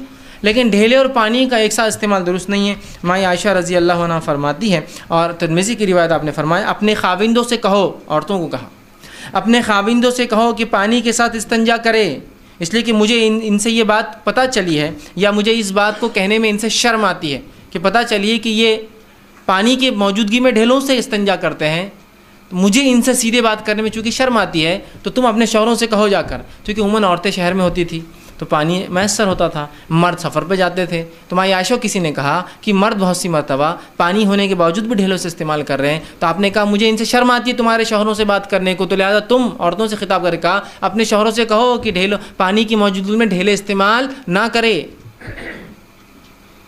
ہے نا. اور ماں عائشہ کا یہ کہنا رسول اکرم صلی اللہ علیہ وسلم کی سنت کے مطابق میں تھا. آپ سب کو آپ نے دیکھا ہوگا، آپ سب کو آپ نے سنا ہوگا، اب آپ کی بیوی تھی، زوج تھی، ہے نا. تو بہرحال آپ نے کہا کہ اپنے شوہروں کو منع کرو اس عمل سے کہ ڈھیلے پانی موجود ہے لوگ. تو میں آج کہوں گا کہ لوگ مسجد کے طہارت خانوں میں ڈھیلے بھی لاتے ہیں اور پانی بھی استعمال کرتے ہیں. تو سمجھنے کی بات ہے کہ تیمم پانی نہ ہونے کی شکل میں ڈھیلے، پانی نہ ہونے کی شکل میں تیمم ہے. اب کوئی آدمی کہیں نہیں میں تیمم بھی کر لیتا پہلے اور پھر وضو کر لوں گا، کون سی بات ہوئی؟ ٹھیک ہے. تو بہرحال ڈھیلوں کا استعمال تب ہوگا جب پانی موجود نہ ہو. پھر پانی مل جائے تو آپ شرگا میں پانی ڈال کے دھو لے اس کو، ہو گیا معاملہ ختم. ٹھیک. آئیے تیسری چیز، بیت الخلاء سے فارغ ہونے کے بعد کیا کریں؟ تو بیت الخلاء سے فارغ ہونے کے بعد جب آپ باہر نکلیں گے تو پہلے اپنا سیدھا پیر ڈالیں گے، چونکہ آپ جب داخل ہوئے تھے تو الٹے پیر کے ساتھ ہوئے تھے. باہر نکلیں گے تو سیدھے پیر کے ساتھ، مسجد میں داخل ہوں گے تو سیدھے پیر کے ساتھ، واپس نکلیں گے تو الٹے پیر کے ساتھ، بیت الخلاء میں داخل ہوں گے تو الٹے پیر کے ساتھ، نکلیں گے تو سیدھے پیر کے ساتھ. تو سیدھا پیر پہلے باہر، پھر الٹا پیر پہلے باہر، دوسرا باہر نکالیں گے اس کے بعد. اور دوسری چیز یہ کریں گے، ایک دعا جو آپ سے پڑھتے ہیں غفرانک کا، سب سے چھوٹی یہ ہے غفرانک کا، جس کا معنی ہوتا ہے کہ اے اللہ جو میں تجھ سے مغفرت طلب کرتا ہوں، یا اے اللہ میرے گناہوں کو مجھ سے دور کر، یہ بھی اس کا معنی ہے. اور دوسرا ایک معنی علماء لیتے ہوئے یہ ہے کہ اللہ جیسے تو نے میرے جسم کے برائی کو، غلاظت کو مجھ سے دور کیا، اسی طرح میرے گناہوں کو مجھ سے دور کر دے، ہے نا. تو یہ غفرانک کا اس کی دعا سکھائی. اسی طرح ایک روایت میں آتا ہے جو سنن ابن ماجہ کی روایت، آپ فرماتے تھے الحمدللہ الذی اذھب عنی الاذى وعافانی، کہ تمام تعریفیں اس اللہ کے لیے جس نے اس چیز کو مجھ سے دور کیا جو ایذا دینے والی تھی، ٹھیک ہے، اور جو ہے اور مجھے اس سے عافیت بخشی. ظاہر سی بات ہے اگر پیشاب یا پیخانہ جس میں رک جائے تو کیا ہو سکتا ہے، ہم صرف گیس کر سکتے ہیں. جن کو کڈنی کا مرض رہا ہو یا کڈنی کا کوئی پرابلم رہا ہو وہی آپ کو بتا سکتا ہے کہ ایک دن اگر کوئی چیز رک جائے تو بولیں گا میرا دنیا کا سب کچھ بھی خرچ کر دو بس میرا پیشاب نکل جائے، اس سے بڑی کوئی نعمت نہیں ہو سکتی، ہے نا. تو اس لیے آپ جو ہے دعا کرتے غفرانہ کا کہ بہت اللہ مجھے مغفرت کر، جیسا تو نے میرے جسم کی گندگی کو نکالا میرے گناہوں کو بھی مجھ سے دور کر دے. یا دوسرا اللہ تیری تعریف سب تمام تیری ہے کہ تو نے جو ایسی چیز کو مجھ سے گندگی کو دور کیا اور مجھے اس سے عافیت دی، مجھے اس سے پاکیزگی بخشی. ٹھیک. تو دیکھیے کتنا پاکیزہ دین ہے جو بیت الخلاء کے آداب بھی ہمیں سکھاتا ہے. بہت سے لوگ اس کو غلط معنی میں لے سکتے ہیں کہ یہ کون سی بات ہوئی بھائی، اتنی چھوٹی چھوٹی باتیں آپ سکھا رہے ہیں، ٹھیک ہے. لیکن یہی تو اصل بات ہے کہ اس دن نے ہمیں ہر چیز سکھائی اور کسی معاملے میں رہنمائی سے دور نہیں رکھا، چاہے وہ خلوت ہو یا جلوت ہو، سامنے ہو یا پیچھے ہو، کھلا عمل ہو یا چھپا عمل ہو، یا کوئی بڑا عمل ہو یا کوئی چھوٹا عمل ہو، ہر چیز بتا دی. بال تراشنا ہے، ناخن کاٹنا ہے، مونچھ کے بال نکالنا ہے، جسم کو نہانا، غسل لینا، ہر چیز کے اصول، وضو کرنا ہے اس کے اصول، نماز کے اس کی طہارت کے ہر معاملے میں، چھوٹی اور بڑی ہر چیز میں. بچہ پیدا ہو تو کیا کرنا ہے، انتقال کر جائے تو لوگ کیا کر، مطلب کسی مسئلے کو شریعت نے چھوٹا اور بڑا نہیں سمجھا، ہر معاملے مسلمانوں کی رہنمائی کی. یہ افسوس کی بات ہے کہ اس رہنمائی کو ہم نہیں سمجھ پائے آج تک، یا ہم اس کو اس لائق نہیں سمجھ رہے. دنیا پریشان ہو کے اسلام کی طرف دوڑ رہی ہے، افسوس مسلمان اپنے دین کو عمل چھوڑ کر اس سے دور جا رہے ہیں. ہونا تو یہی چاہیے کہ دنیا آ رہی ہے سر مار مار کے دیواروں پر، جس کو کہیں گے پتھر کی کہ اسلام ہی حق ہے، اور اسلام کے ماننے والے اگر عمل نہ کرے تو پھر کیا ہم لوگوں کو نمونہ دیں گے ہاں ہم حق پر ہیں. ٹھیک ہے، اگر حق مذہب ہے تو حق پر عمل بھی ہو ہمارا. تو یہ چھوٹی سی بات اور بڑی سی بات. اور ایک اور بات، ایک غلط فہمی دور کرنا چاہتا ہوں آخر میں. کچھ لوگ ہوتے ہیں یہ سب چھوٹی چھوٹی باتیں ہیں، اس پہ اتنا زور نہیں دینا، اس کی کوئی ضرورت نہیں رہتی، لوگوں میں نہیں کرنا ایسی باتیں، ٹھیک ہے، اس کو چھوٹی سمجھ کے وہ ختم کر دیتے ہیں. چلیے ٹھیک ہے، آپ کے لحاظ سے یہ بات چھوٹی ہے، میں اس کو نہیں کرتا ہوں، بہت چھوٹی باتیں نہیں کرتا، ٹھیک. اب کبھی ان سے کوئی مسئلہ درپیش آ جائے، کسی جگہ چلے گئے اور پانی نہ ملے، یا کوئی بہت سے لوگ بولتے ہیں یار تیمم کے مسائل بتانے کی کیا ضرورت ہے، ہم ایسے علاقے میں تو ہر جگہ پانی ہے. میں بھی مانتا ہوں ہر جگہ پانی، اگر تم بیمار ہو جاؤ اور پانی کا استعمال نہ کر سکو تو پانی کے بازو پڑے ہوئے تم استعمال نہ، اب کیا مسائل آئیں گے تمہارے سامنے. ہاں یار تیمم وہ ضروری تھا، اپنے کو معلوم کرنا کیا ہے نا. اور کیا ہر چیز جو سیکھتے وہ وہی سیکھتے ہم جو عمل میں آتی ہے؟ ایسی کوئی چیز نہیں سیکھتے ہم زندگی میں جو عمل میں نہیں آتی ہے. میں سمجھتا ہوں ہمارے اسکول کی زندگی میں KG سے لے کر تو ہم گریجویشن پوسٹ گریجویشن تک وہ چیزیں سیکھتے ہیں جس کو کبھی نہ دیکھا نہ کبھی عمل میں لایا ہم نے. پھر ریئل لائف میں جا رہے ہیں تو پتہ چلا وہاں تو کچھ اور ہی چل رہا ہے, تب پتہ چلتا ہے. تو 25 16 17 سال تو ایسی باتیں سیکھتے, جب یہ نہیں بولتے ہاں کیا ضرورت ہے, تو عمل میں آ بھی نہیں رہی. یہ ایکسپیریمنٹ کیوں کرنا ہے, وائر کو کچھ تو وزن ٹنگا رہے, اس سے کیا ہوتا, بعد میں پتہ چلا کمپنی میں اس سے اسٹرینتھ پتہ چلتی, کون سا میٹل کتنے چیزوں کو وزن کرتا, پھر اس سے آپ فلاں کرتے, اچھا میرے کو اب سمجھ میں آیا کیا ہے. نہیں, جب سیکھ لیا ہم نے تو ویسے دین بھی ہر چیز سیکھی ہے اس کی. کوئی چیز اہم اور غیر اہم, ضروری اور غیر ضروری, زیادہ اہمیت والی اور کم اہمیت والی نہیں, ہر چیز برابر ہے. ہاں آپس میں افضل مفضول ہو سکتی ہے لیکن کوئی بھی کم اور زیادہ نہیں, سب اہمیت والی, سب اہمیت والی. ٹھیک ہے. بہت سے لوگ بولتے ہیں اس کی ضرورت کیا تھی, کیا کرنا ہے, اس میں بے شرمی ہے. تو میں سمجھتا ہوں نہ اس میں کوئی بے شرمی ہے, نہ آپ کے نزدیک اس کی ضرورت نہیں ہوگی.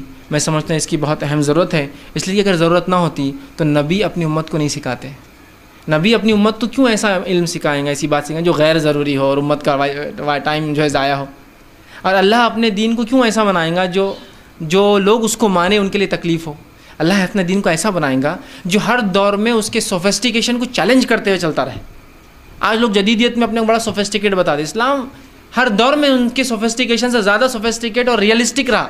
سوفسٹیکیٹ ہونے ایک الگ چیز ہے, ریئلسٹک بھی تھا. وہ ایسا سوفسٹیکیشن تھا, ایسی اس کے اندر خصوصیت تھی کہ وہ لائق عمل سوفسٹیکیشن تھا. ایسی اس کے اندر خاصیتیں, ایسی باریکیاں جو لائق عمل ہو, بیکار والی باریکیاں نہیں. ہم ایسا نہیں کھاتے, ہم ایسا نہیں بیٹھتے, ہم فلاں نہیں کرتے. ریئلسٹک تھی, وہ لائق عمل تھی وہ سب چیزیں. ٹھیک ہے.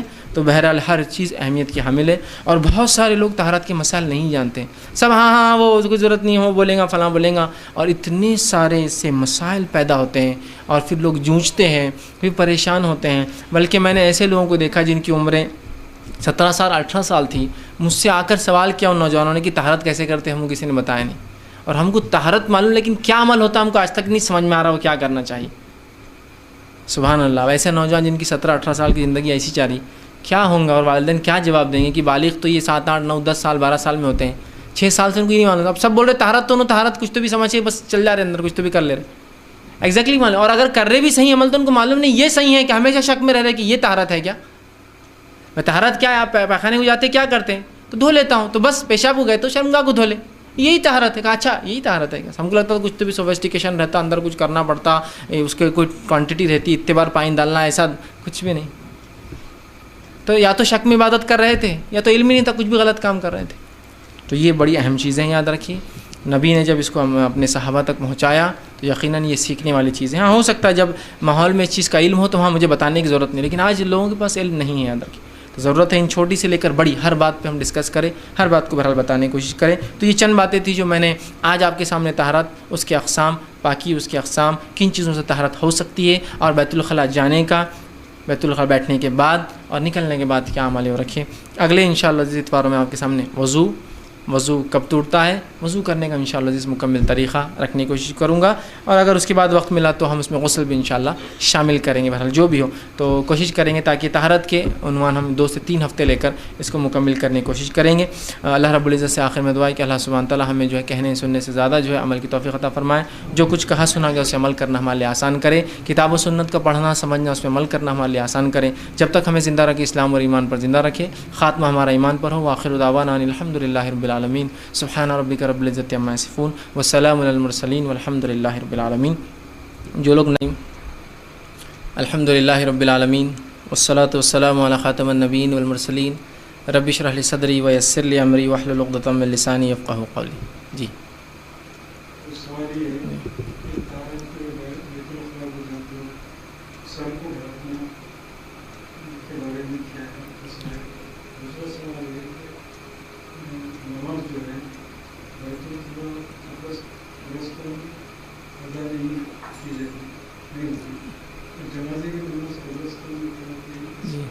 جی بہرحال بھائی نے 2 سوال کیے. ایک تو یہ کہ جب انسان طہارت کو جاتا ہے تو سر ڈھکنے کا کیا معاملہ ہے. دیکھیے سر ڈھکنا نبی اکرم صلی اللہ علیہ وسلم کی دائمی صفت تھی. پھر چاہے وہ ٹوپی ہو, رومال ہو, کپڑا ہو, عمامہ ہو, آپ صلی اللہ علیہ وسلم سر ڈھکا کرتے تھے. مخصوص نماز کے وقت نہیں, ہر بار آپ کو سر ڈھکا ہوا دیکھا گیا. ٹھیک ہے. تو سر ڈھانکنا یہ سنت ہے. مخصوص سنت ٹوپی پر عمامہ باندھنا ہے, وہ خاص ہو گیا, لیکن عام اعتبار سے سر ڈھانکنا سنت ہے. تو اب بہت سے لوگوں کو دیکھا گیا کہ وہ کہتے ہیں کہ بیت الخلاء میں سر ڈھک کر جانا چاہیے. دیکھیے بیت الخلاء میں خاص طور سے سر ڈھک کر جانے کی کوئی روایت نہیں. آپ صلی اللہ علیہ وسلم ڈھکتے تھے تو آپ کا تو زندگی بھر کا معمول تھا. لوگوں سے ملتے سر ڈھانکتے, تجارت کرتے سر ڈھانکتے, نماز پڑھتے سر ڈھانکتے, روزہ رکھ رہے سر ڈھانک رہے. کہیں بھی آپ سر ڈھانکنا آپ کی دائمی سنت ہے. بہت مختصر روایت ہیں جو رسول اللہ کو بغیر سر ڈھانکے دیکھا گیا. کچھ جگہ ٹوپی کے الفاظ صحیح مسلم کی روایت میں, کچھ جگہ ٹوپی پر امامہ خاص, اور آپ تیل لگاتے, ٹوپی ہوتی ہے اس امامہ, اور تیل زیادہ لگانے سے ہی ٹوپی کے نچلے حصے جو ہے تیل میں بھر جایا کرتے. روایت میں الفاظ آتے ہیں ایسے. تو ٹوپی پر امامہ, ٹوپی ہوتی جو تیل سے بھر جاتی اس پر امامہ ہوا کرتا ہے ایک, ٹھیک, تو وہ خاص ہے, تو ہر بار ڈھکنا ہے. اب کچھ لوگ سر ڈھانکنے کی سنت کو لوگوں کو اہمیت دلانے کے لیے خامخواہ ایسی باتیں اور روایتیں گڑھ دیتے ہیں کہ جس کی کوئی انتہا, کوئی سر پیر اور کوئی سند نہیں ہوتی, کہ بولے سر پہ ٹوپی ڈھکنا چاہیے طہارت خانے میں. چونکہ میں چھوٹا تھا مجھے بھی لوگ بتاتے تھے کیوں, تو بولے اگر ٹوپی نہیں رکھے تو بولے کیڑا رہتا, بولے وہ کیڑا بولے اندر چل جاتا اور تالو میں آ جاتا, بولے, اور تالو میں آ کے اس نے خون چوستا جس سے آپ کا ذہن کمزور ہو جاتا. تو ہم بہت ڈرتے تھے اور ٹوپی ڈھک کے آتے. لیکن جب بڑھتے گئے, عمر بڑھتی گئی, تو عمر کے ساتھ آدمی کو شعور آتا. دیکھیے جھوٹ بات, غلط بات کچھ دیر تو فائدہ پہنچاتی ہے لیکن آدمی بدزن ہو جاتا. بعد میں ہم نے سوچا اگر وہ کیڑا ہے تو جالی میں سے جا سکتا نا اس کی, اور اگر کیڑا ہے تو ٹوپی تو یہاں رہتی, ادھر تو کھلے پورے بال, یہاں سے جا سکتا نا. جب کیڑے کی بات ہے تو اس کا مسئلہ کھلے ہونا ہی ضروری نہیں ہے نا سر. ہم نے جب سوال کیا کہ یہ کھلے میں نہیں تو ادھر سے جا سکتا نا, ادھر سے جا سکتا, سوراخ میں سے, پھٹی ٹوپی میں جا سکتا. مسجد کی ٹوپی اکثر اوپر سے خالی رہتی, سائڈ سے صرف وہ پٹی رہتی, اس میں سے جا سکتا اندر. کچھ لوگ وہ پہن کے جاتے. تو بولے نہیں ویسا نہیں, بس ٹوپی رہی تو نہیں جاتا. اس کے پیچھے کوئی لاجک ہی نہیں. کیڑے کیسے سمجھتا کہ یہ ٹوپی ہے, پھٹی ہوئی ٹوپی ہے, کپڑے کی ٹوپی ہے, وہ لکڑی کی جو پتلی پتوں کی ٹوپی ہے, اس کو کیسے سمجھتا پلاسٹک کی ٹوپی اور وہ اندر نہیں جاتا. لاجک نہیں ہے اس کے پیچھے. تھوڑے دن تو ہو سکتا ہم نے وہ عادت ڈالی ہو, یہ بعد میں بدزن ہو گئی تھی کہ ایسا جھوٹ کیوں بولا انہوں نے ہم سے. اتنے عقل مند, اتنے بادشاہ, اتنے دینی آدمی دکھتے اور جھوٹ بولتے ہیں ایسی باتیں. اس سے بدزن ہونا شروع ہو گئے. سمجھ رہے ہیں. تو کچھ دن کچھ طبقے کچھ لوگوں کا آپ اس سے گھلا سکتے ہیں, لیکن آپ یہ بتائیے کہ سر ڈھانکنا دائمی سنت ہے کبھی بھی, ٹھیک. اچھا اب یہ معاملہ بیت الخلاء کا ہے. مسجد میں بھی یہ ہے کہ مسجد میں نماز بغیر ٹوپی کی نہیں ہوتی. ایک صاحب ایک بار نماز کے لیے کھڑے امام, اور پیچھے دیکھا اور کہا ٹوپی نہیں ہے تمہارے پاس. ایک بچے سے کہنے لگے. میں نے بعد میں پوچھا ٹوپی نہیں تو اسے کیا ہوتا, تو کہا ٹوپی نہیں پہننا کفر ہے. بولے, میں نے کہا ماشاء اللہ سبحان اللہ, میرے کو یہ علم تو بالکل مکمل طور سے نہیں تھا. کس فقہ کے نزدیک؟ میں نے کہا آپ جس کو مانتے ہیں یہ کفر ہے. تو دیکھو وہاں فتویٰ لگاؤ. میں نے کہا ٹھیک ہے وہ تو لگا ہوا ہے لیکن اس کی دلیل آپ دیجیے. چلیے آپ نے کفر کہا نا. تو وہ خاموش ہو گئے. میں نے کہا اچھا ٹھیک ہے. نہیں بولے وہ کفر تو جان دیجیے. بولے بغیر ٹوپی کی نماز نہیں ہوتی. تو میں نے کہا اچھا ٹھیک ہے, کیوں نہیں ہوتی؟ تو کہا رسول اللہ کی سنت تھی. تو میں نے کہا ایک سنت چھوڑنے سے نماز نہیں ہوتی. کہاں؟ مطلب آپ کل یہ اعلان بھی کرنا یا اگلی نماز میں ٹخنے سے نیچے جس کا اظہار ہے اس کی نماز نہیں ہوتی, کیونکہ یہ تو رسول اللہ کی دائمی سنت اور حکمی سنت ہے. آپ نے کہا اونچا رکھو. جہنم میں جلنے والوں کی صفتوں میں سے ایک بتایا کہ ایک وہ ہے جو اسبال کرتا ہے, اپنے ٹخنوں سے نیچے کرتا ہے, اس کی بھی نہیں ہوں گی. اور پھر نماز میں یہ بھی اعلان کرنا جتنوں کو داڑھی نہیں ان کی نماز بھی نہیں ہوتی. داڑھی کا رکھنا واجب ہے. جو واجب کو چھوڑا تو ادب اور سنت کا کیا اہمیت. جب ایک سنت چھوڑنے سے نماز نہیں ہوتی تو ایک واجب کی چھوڑنے سے نماز نہیں ہوتی. ٹخنے سے اوپر رکھنا واجب ہے اس لیے کہ جہنم سے بچنا مومن کے لیے واجب ہے. ٹخنوں سے نیچے لٹکانے والا جہنم میں جائیں گے, حدیث میں الفاظ ہے. تو لہٰذا آپ یہ اعلان کیجیے کہ آپ میرے کو نماز پڑھان دیتے یا نوکری سے نکالتے. تو میں نے کہا جہاں دبا سکتے وہاں دبا رہے ہو آپ. اس کو تو آپ نے بول دیا اعلان کر کے کہ ٹوپی کے بغیر نماز نہیں ہوتی. جہاں آپ کو معلوم دوسرے لوگ اس گناہ میں ملوث سے بڑے لوگ, تو وہاں آپ اعلان بھی نہیں کر سکتے. کیا عجیب بات ہے. تو پھر یہ بھی اعلان مت کیجیے, اس لیے یہ تو صرف سنت ہے, وہ تو واجب چھوڑ رہا ہے. تو کہاں یہ میں نے کبھی سوچا نہیں. بولے کہ داڑھی نہیں ہوئی. تو میں نے کہا داڑھی نہیں رہی تو ٹخنے سے اوپر نہیں پہنا تو پریشان ہوں گے. تو دیکھیے سنت ہے ٹوپی, مطلب سر ڈھانکنا سنت ہے بالکل, اس کا میں قائل ہوں. لیکن یہ دائمی سنت تھی آپ کی. مخصوص اوقات میں آپ نے نہیں پہنا کہ مسجد میں آگے پہن لیے, جنازے کی نمازیں پہن لیے, بیت الخلاء جا رہے پہن لیے. آپ ہمیشہ سر ڈھانکتے تھے. دائمی آپ کا عمل تھا. اور صحابہ میں سے اکثر صحابہ سر ہمیشہ ڈھانکتے تھے. بہت مخصوص ایام گھروں میں نماز پڑھ رہے, تہجد میں ہے تو آپ کے بال دیکھے گئے بلکہ روایتوں میں آتا صحابہ کے. لیکن سر ڈھانکنا ایک دائمی سنت تھی. تو بہرحال کریں, لیکن مخصوص جو ہے صرف بیت الخلاء میں نہیں. دوسرا سوال کا حصہ آپ کا کیا تھا؟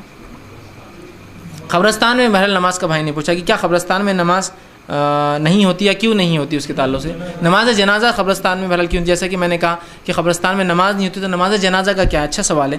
دیکھیے نماز جنازہ قبرستان میں ہو سکتی ہے اس لیے کہ اس میں رکوع اور سجدے شامل نہیں ہیں. سمجھ رہا ہے بات کو. نبی اکرم صلی اللہ علیہ وسلم کا ایک واقعہ آتا ہے, بخاری میں بھی یہ روایت ہے, مسلم میں بھی ہے, کہ ایک عورت جو کالی تھی, مطلب وہ افریقن تھی, نسلاً کالی تھی, جو مسجد نبوی کی جھاڑو دیتی تھی. کون دیتی تھی مسجد نبوی کی جھاڑو؟ ایک عورت دیتی تھی. یہ ان لوگوں کے لیے تھوڑا سا عقل پکڑے، ہوش کے ناخن جو بول سکتے ذرا ہوش پکڑے، جو کہتے عورت مسجد میں آنا فتنہ ہے. یہ عورت تو مسجد میں صحابہ کے جانے کے بعد اکیلے آ کے جھاڑو دیتی تھی، صفائی کرتی تھی مسجد نبوی کی. ایک مرتبہ رسول اللہ اور مسجد گندی دکھی آپ کو، دھول تھی، پتے گرے ہوئے تھے. آپ نے کہا آج وہ خبتیہ، وہ حدیث میں الفاظ اس عورت کے نام بھی نہیں ہیں. ایک کالی عورت کا تذکرہ ہے، نسال اسود کا لفظ آتا ہے. ایک عورت جس کا رنگ کالا تھا انتہائی، ٹھیک ہے، مطلب اس کا نام بھی نہیں پتا تھا کسی کو کون تھی، بس جو کر سکتی تھی دین کے لیے کر رہی تھی. وہ خاموشی میں آ کے مسجد میں بھی جھاڑ دیتی تھی، اس کا نام بھی کسی کو پتا نہیں تھا. تو آپ نے کہا وہ عورت کہاں ہے جو جھاڑو دیتی تھی، آج مسجد گندی ہے؟ تو کہا اللہ کے رسول کل رات اس کا انتقال ہو گیا ہے. تو آپ نے کہا تم نے مجھے کیوں نہیں بتایا اس کا انتقال ہو گیا ہے؟ تو کہا اللہ کے رسول ہم کو لگا آپ ڈسٹرب ہو جائیں گے. اب ایک عورت کے لیے کیا آپ کو ڈسٹرب کرنا رات میں؟ تو کہا بہت برا کیا تم نے، وہ خدمت کرتی تھی مسجد نبوی کی. کہا چلو اس کو کہاں دفنایا مجھے بتاؤ. تو لوگ آپ کو قبرستان لے گئے. آپ اس اور قبرستان صحابہ کے ہمراہ گئے اور کہا اب میں اس کے لیے یہاں جنازے کی نماز پڑھوں گا. اور آپ اس کی قبر کے سامنے کھڑے ہوئے اور قبر کے سامنے کھڑے ہو کر جنازے کی نماز پڑھی اور اتنی دعائیں کی کہ عثمان ابن عفان رضی اللہ عنہ حدیث کے راوی کہتے میں یہ سوچ رہا تھا کاش اس عورت کے بدلے میں مر جاتا. کہ رسول اللہ اتنی دعائیں اس عورت کو دے رہے تھے. اندازہ لگائیں. تو اس روایت میں اس کالی عورت کے لیے جس نے دین کے لیے جو بھی خدمت کر سکتی تھی بہرحال کرتی تھی، رسول اللہ نے اس کا احسان مطلب مانا کہ بس عورت نے دیکھو مسجد نبوی کی خدمت کی اور نماز پڑھی. اور کہاں جا کے پڑھی؟ قبرستان میں. تو اس سے پتہ چلتا ہے جنازے کی نماز قبرستان میں بھی ہو سکتی ہے، قبروں کے بیچ میں بھی ہو سکتی ہے، قبر کے سامنے تدفین کے بالکل فوراً بعد اگر آپ پہنچے ہو تو قبر پر بھی پڑھ سکتے ہیں. یاد رکھیے اس لیے کہ اس عورت کو تدفین کر دیا گیا تھا. آپ سمجھیے کوئی مہمان آپ کے آیا کسی شہر سے، لیکن فوراً اس لیے کہ آپ سمجھے یہ ثابت نہیں کہ آپ نے کئی سال اور کئی مہینے بعد کوئی نماز پڑھی ہو. فوراً جیسا کہ کسی کو کل رات دفنائے کر آج مجھے پتہ چلا اور یا میں آج صبح پہنچا ہوں تو میں جا کر نماز پڑھ سکتا ہوں. یہ سنت ہے رسول اللہ کی. آپ گئے، صحابہ ساتھ چلے، آپ نے ان کو پڑھ کر بتایا اور سکھایا کہ یہ نماز ایسی بھی ہو سکتی ہے. بہرحال تو اس روایت سے پتہ چلتا ہے کہ قبرستان میں جنازے کی نماز بھی ہو سکتی ہے، قبر پہ بھی ہو سکتی ہے، قبر کے بیچ میں، چونکہ اس میں رکوع اور سجدے نہیں ہوتے اور وہ نماز کا مقصد دعا ہے. یاد رکھیے اس مردے کے لیے. میں ایک سوال انشاءاللہ کاغذ سے لوں گا اور پھر ایک سوال انشاءاللہ لوگوں سے لوں گا.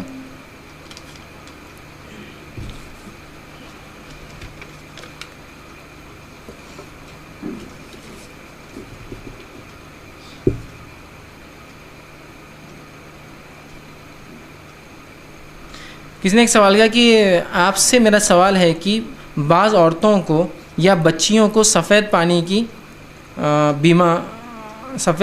کی اندرونی بیماری ہوتی ہے تو کیا ہمیں غسل کرنا ضروری ہے یا صرف کپڑے بدل دیں؟ پلیز واضح کیجیے. دیکھیے یہ بیماری بہت عام ہوتی ہے، کامن ہوتی ہے. اس کو لوکوریا بولتے ہیں عورتوں کے اندر، جس میں سفید پانی بہتا ہے مطلب، اور یہ حیض نہیں ہوتا ہے. یہ ایک جسمانی بیماری یا واللہ عالم اس کے پیچھے کیا ریزنز ہوتے ہیں، ڈاکٹرز اس کے مختلف وجوہات طبی اعتبار سے بتاتے ہیں. لیکن اس کے نکلنے سے آپ کا وضو ٹوٹے گا صرف، اور آپ کو اتنی جگہ کو پاک کرنا ہوگا جس کے لیے ہر بار کپڑے بدلنا بھی ضروری نہیں ہے. آپ اتنے حصے کو دھو لیں اس انداز سے کہ امید ہو کہ مکمل طور سے یا اکثریت وہ چیز صاف ہو گئی ہو پانی کے ذریعے، تو آپ جو ہے آگے جو ہے کنٹینیو کر سکتے. اس لیے کہ ہر آدمی پاس اتنے کپڑے بھی نہیں ہوں گے ہر بار، ٹھیک ہے. تو صرف اگر آپ اس حصے کو جہاں لگا ہو اپنی شرمگاہ کو اور اس حصے کو اتنا دھو لیں کہ نچوڑ لے تو کافی ہے. جیسے کہ ایک روایت میں ملتا ہے نبی اکرم صلی اللہ علیہ وسلم کی تمام عائشہ فرماتی ہے کہ آپ صلی اللہ علیہ وسلم کے کپڑے پر منی لگ گیا تھا، اس سے وہ سوکھ گیا تھا. آپ نماز کو جانے لگے لیکن پانی نہیں تھا تو میں نے اس حصے سے اس منی کو کھرچ دیا، جس کے کھرچنے سے وہ کپڑے پہ سفید نشان بن گئے. سمجھے آپ؟ نشان بن گئے، اور وہ نشان اتنے واضح تھے کہ رسول اللہ نے جب وہ کپڑے پہنے تو وہ دکھ رہے تھے، اور آپ وہ کپڑے پہن کے نماز سو گئے. سمجھ رہے ہیں بات کو؟ تو اس سے پتہ چلا کہ اگر ایسا کوئی ہوتا ہے، مرض ہے کسی کو، تو وہ دھو لے، وضو تو ٹوٹ جائے گا اس کا. اگر بار بار کنٹینیو ہوتا ہے تو ایک وضو سے ایک پوری نماز پڑھ لے، انشاءاللہ وہ کفایت. جیسا کہ ظہر پڑھی تو 4 ظہر کی واجب وتھ مطلب جو موقعہ ہے، پھر 4 فرض ہے اور اس کے بعد کی 2 بالکل پڑھ لے، اتنی نماز ہو جائے گی. اس کے بعد عصر کے لیے پھر نیا وضو اور نیا دھونا، تو اس کے لیے وہ اتنا حصہ دھو لے. کپڑے پہ لگا ہو تو پانی سے نچوڑ دے، اتنا پانی ڈالے کہ لگے کہ وہ غلاظت اس کا کنسنٹریشن کم ہو کے ڈائلیوٹ ہو گیا ہو، ختم ہو گیا ہو، اور وہی کپڑوں میں کر سکتے ہیں. اللہ نے سہولت دی ہے، چینج کر سکتے ہیں آپ، نہ ہو تو اس کے اسلام کی سادگی یہ ہے کہ آپ بس اس گندگی نجاست کو نکال دیں، آپ کنٹینیو کر سکتے ہیں. تو اس کے لیے آپ پہ غسل واجب نہیں آتا. اسی سوال میں دوسرا بھی میں لے لیتا ہوں. بہت سے مرد حضراتوں کا سوال ہوتا ہے کہ منی خارج نہ ہو، مزی نکل جائے یا کچھ خیال آنے سے صرف پانی نکل جائے تو کیا غسل ٹوٹتا ہے؟ نہیں، اس سے صرف وضو ٹوٹتا ہے. آپ کو شرمگاہ دھونا واجب ہوتی ہے، جس جگہ وہ دھبا لگا آپ کو دھونا پڑتا ہے. اس کے علاوہ آپ کے غسل کا اس سے کوئی تعلق نہیں ہے. آپ کا وضو لیکن ٹوٹ گیا. ٹھیک ہے، آپ بات سمجھ رہے؟ تو غسل کی ضرورت نہیں ہے اس خاتون کو بھی، بس وہ پانی سے شرمگاہ دھو لے اور وہ کر لے. بار بار ہوتا ہے تو ایک وضو سے پوری نماز پڑھ لے اور اس کے بعد پھر وہ کر سکتی ہے. جی پیچھے دے دینا پہلے تھوڑا سا، پھر آپ. جی وعلیکم السلام.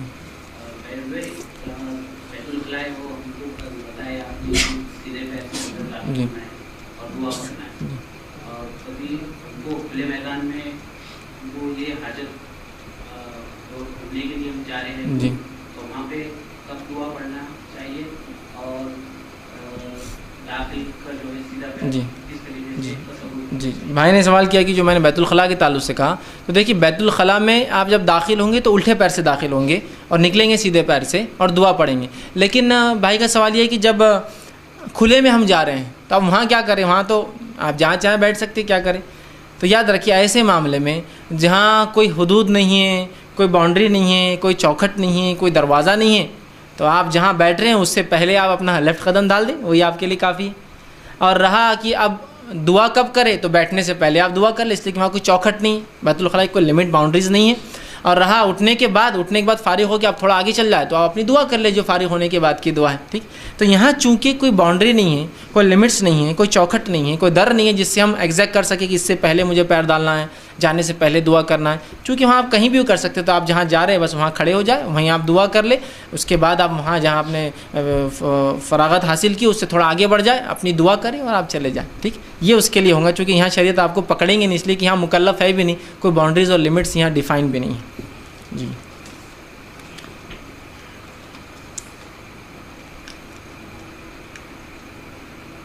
کسی نے ایک سوال کیا، اگر کوئی نان مسلم کو سلام کرنا اور اگر ان لوگوں نے ہمیں سلام کیا تو سلام کا جواب دینا کیا منع ہے؟ تو دیکھیے غیر مسلم کو ایک مسلمان جو ہے اگر کامن گیدرنگ اور مجلس سے مسلم غیر مسلم دونوں بیٹھے ہیں تو انسان سلام کر سکتا ہے. صحیح بخاری کی روایت ہے، نبی اکرم صلی اللہ علیہ وسلم نے ایک بار یہودی اور صحابہ دونوں ساتھ تھے، آپ نے سلام کیا. تو اس سے پتہ چلتا ہے، علماء لکھتے ہیں کہ اگر مکس گیدرنگ ہو، مسلم غیر مسلم دونوں ہوں تو آپ سلام کر سکتے ہیں اس میں. ٹھیک ہے، رہا مسئلہ وہ کہ اگر کوئی غیر مسلم خاص ہو ایک، کیا ہم اس کو سلام کر سکتے؟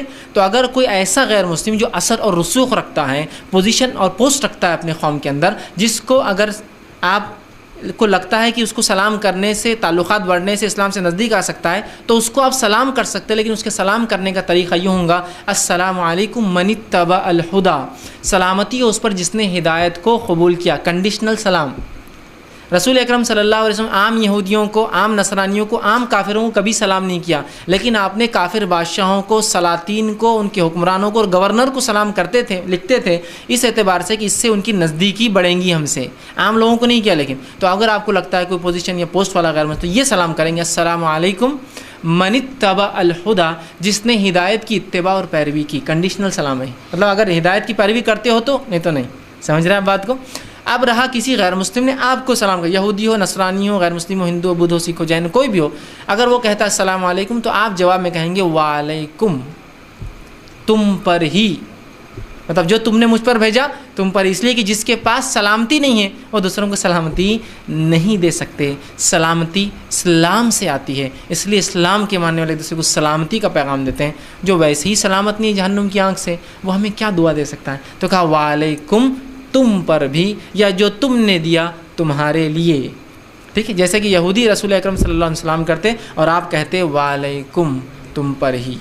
ٹھیک جی. السلام علیکم.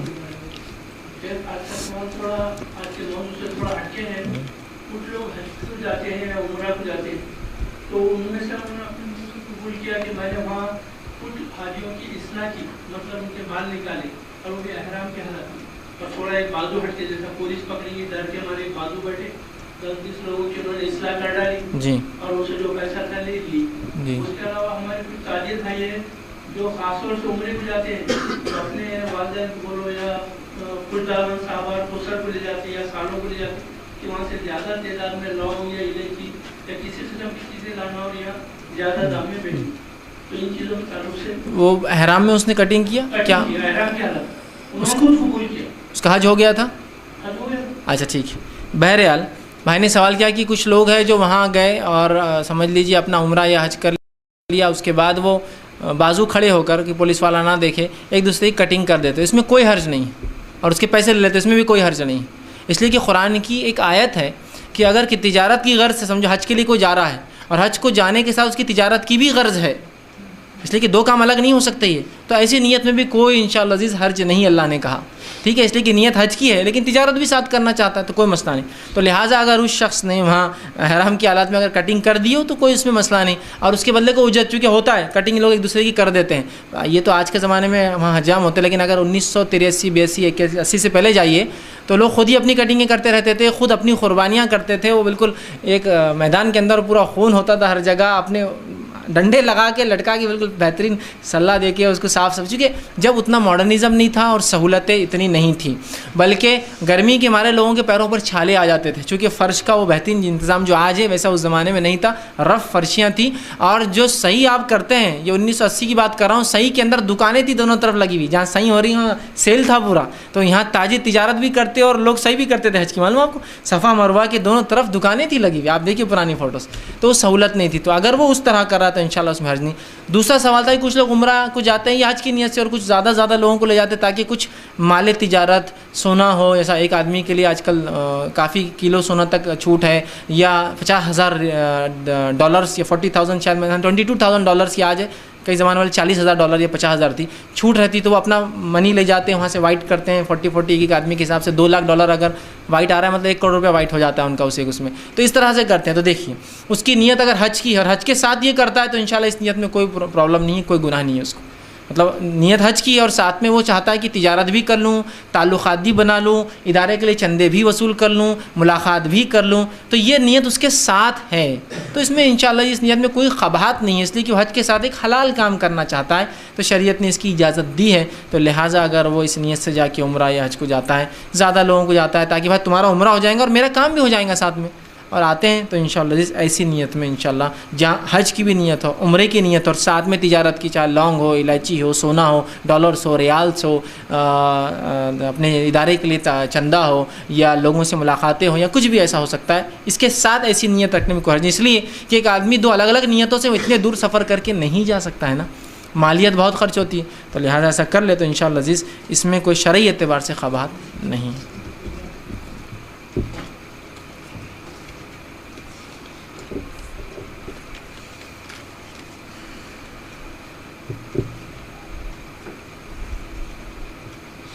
کسی نے ایک سوال کیا, اگر کسی لڑکی کا رشتہ اس لڑکے سے ہو جو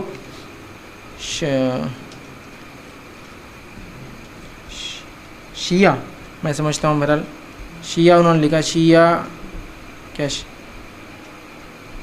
میں پڑھ نہیں پا رہا ہوں, بہرحال انصاری ہو اور لڑکی شیعہ کچی انصاری نہ ہو, ان دونوں کا اگر رشتہ ہو جائے تو اس کا اثر آخرت پر کیا ہوگا. کسی نے ایک سوال کیا کہ اگر ایسی لڑکی ہو جو ایک خاندان سے, مجھے سمجھ رہا ہوں بات کو, انصاری انہوں نے لکھا, کچی لکھا, ایک خاندان سمجھو انصاری ہو, جلاہے ہو, کچی ہو, اور مختلف خاندان اور نام ہوتے ہیں لوگوں کے, وہ ہو, اور لڑکی جو ہے اس خاندان, اس حسب نسب سے, اس قبیلے, اس گروہ سے, اس طبقے سے, باغبان ہیں, قریش برادری ہے, اور بہت بہرحال ہمارے پاس ہے, نہ ہو تو کیا اس نکاح کا آخرت پر کیا اثر ہوگا. دیکھیے میں سب سے پہلی بات بتاتا ہوں, نبی اکرم صلی اللہ علیہ وسلم نے حجۃ الوداع میں کئی خطبے دیے, اس میں سے خطبے میں دیا, اور اس خطبے میں یہ اعلان کیا اور کہا لوگوں سے جو عرب سے مختلف علاقوں سے 1,44,000 کے روایت میں الفاظ اور 1,50,000 کے الفاظ ہیں, اتنے صحابہ تعداد میں عرب اور عجم, مطلب مختلف فارسی علاقوں سے بھی اور دوسرے علاقوں سے بھی صحابہ جمع ہوئے تھے آ کر, اور انہوں نے حج کیا. تب آپ نے ان تمام کے سامنے کی بات اعلان کی اور کہا آج میں دور جہالت کی تمام رسومات کو اپنے پیروں تلے رونتا ہوں, سو ختم کرتا ہوں. اور دور جہالت کی رسومات میں سے ایک رسم یہ تھا کہ ہر آدمی اپنے طبقے، اپنے قبیلے اور اپنے خاندان میں رشتہ کریں گا، جو اس سے نہیں کریں گا وہ اس خاندان اور ذات باہر، برادری باہر کر دیا جاتا تھا۔ سمجھ رہے ہیں بات کو؟ آپ نے رون دیا، اور اس کا جیتا جاگتا ثبوت آپ نے اپنے غلام زید بن حارثہ کا نکاح اپنی سگی پھوپھی ایک قریش لڑکی سے کیا تھا۔ یہ آزاد غلام اور وہ قریش کی ایک لڑکی، اپنی سگی پھوپھی کی لڑکی کا نکاح زید بن حارثہ سے کیا تھا۔ کس چیز کی دلیل ہے یہ؟ آپ نے جلیبیب نامی ایک صحابی جو حبشی غلام تھے، ان کا نکاح عرب کی ایک بہت مالدار رئیس اور خوبصورت لڑکی سے کیا تھا۔ یہ کس چیز کی دلیل ہے؟ وہ ایتھوپین اور یہ عربین، آپ نے جو بتایا، دنیا کو اعلان کیا کہ میں اس کے خلاف ہوں، نسلی تعصب کے۔ ٹھیک ہے، تو اسلام میں کوئی نسلی، سماجی، خاندانی تعصب نہیں ہے۔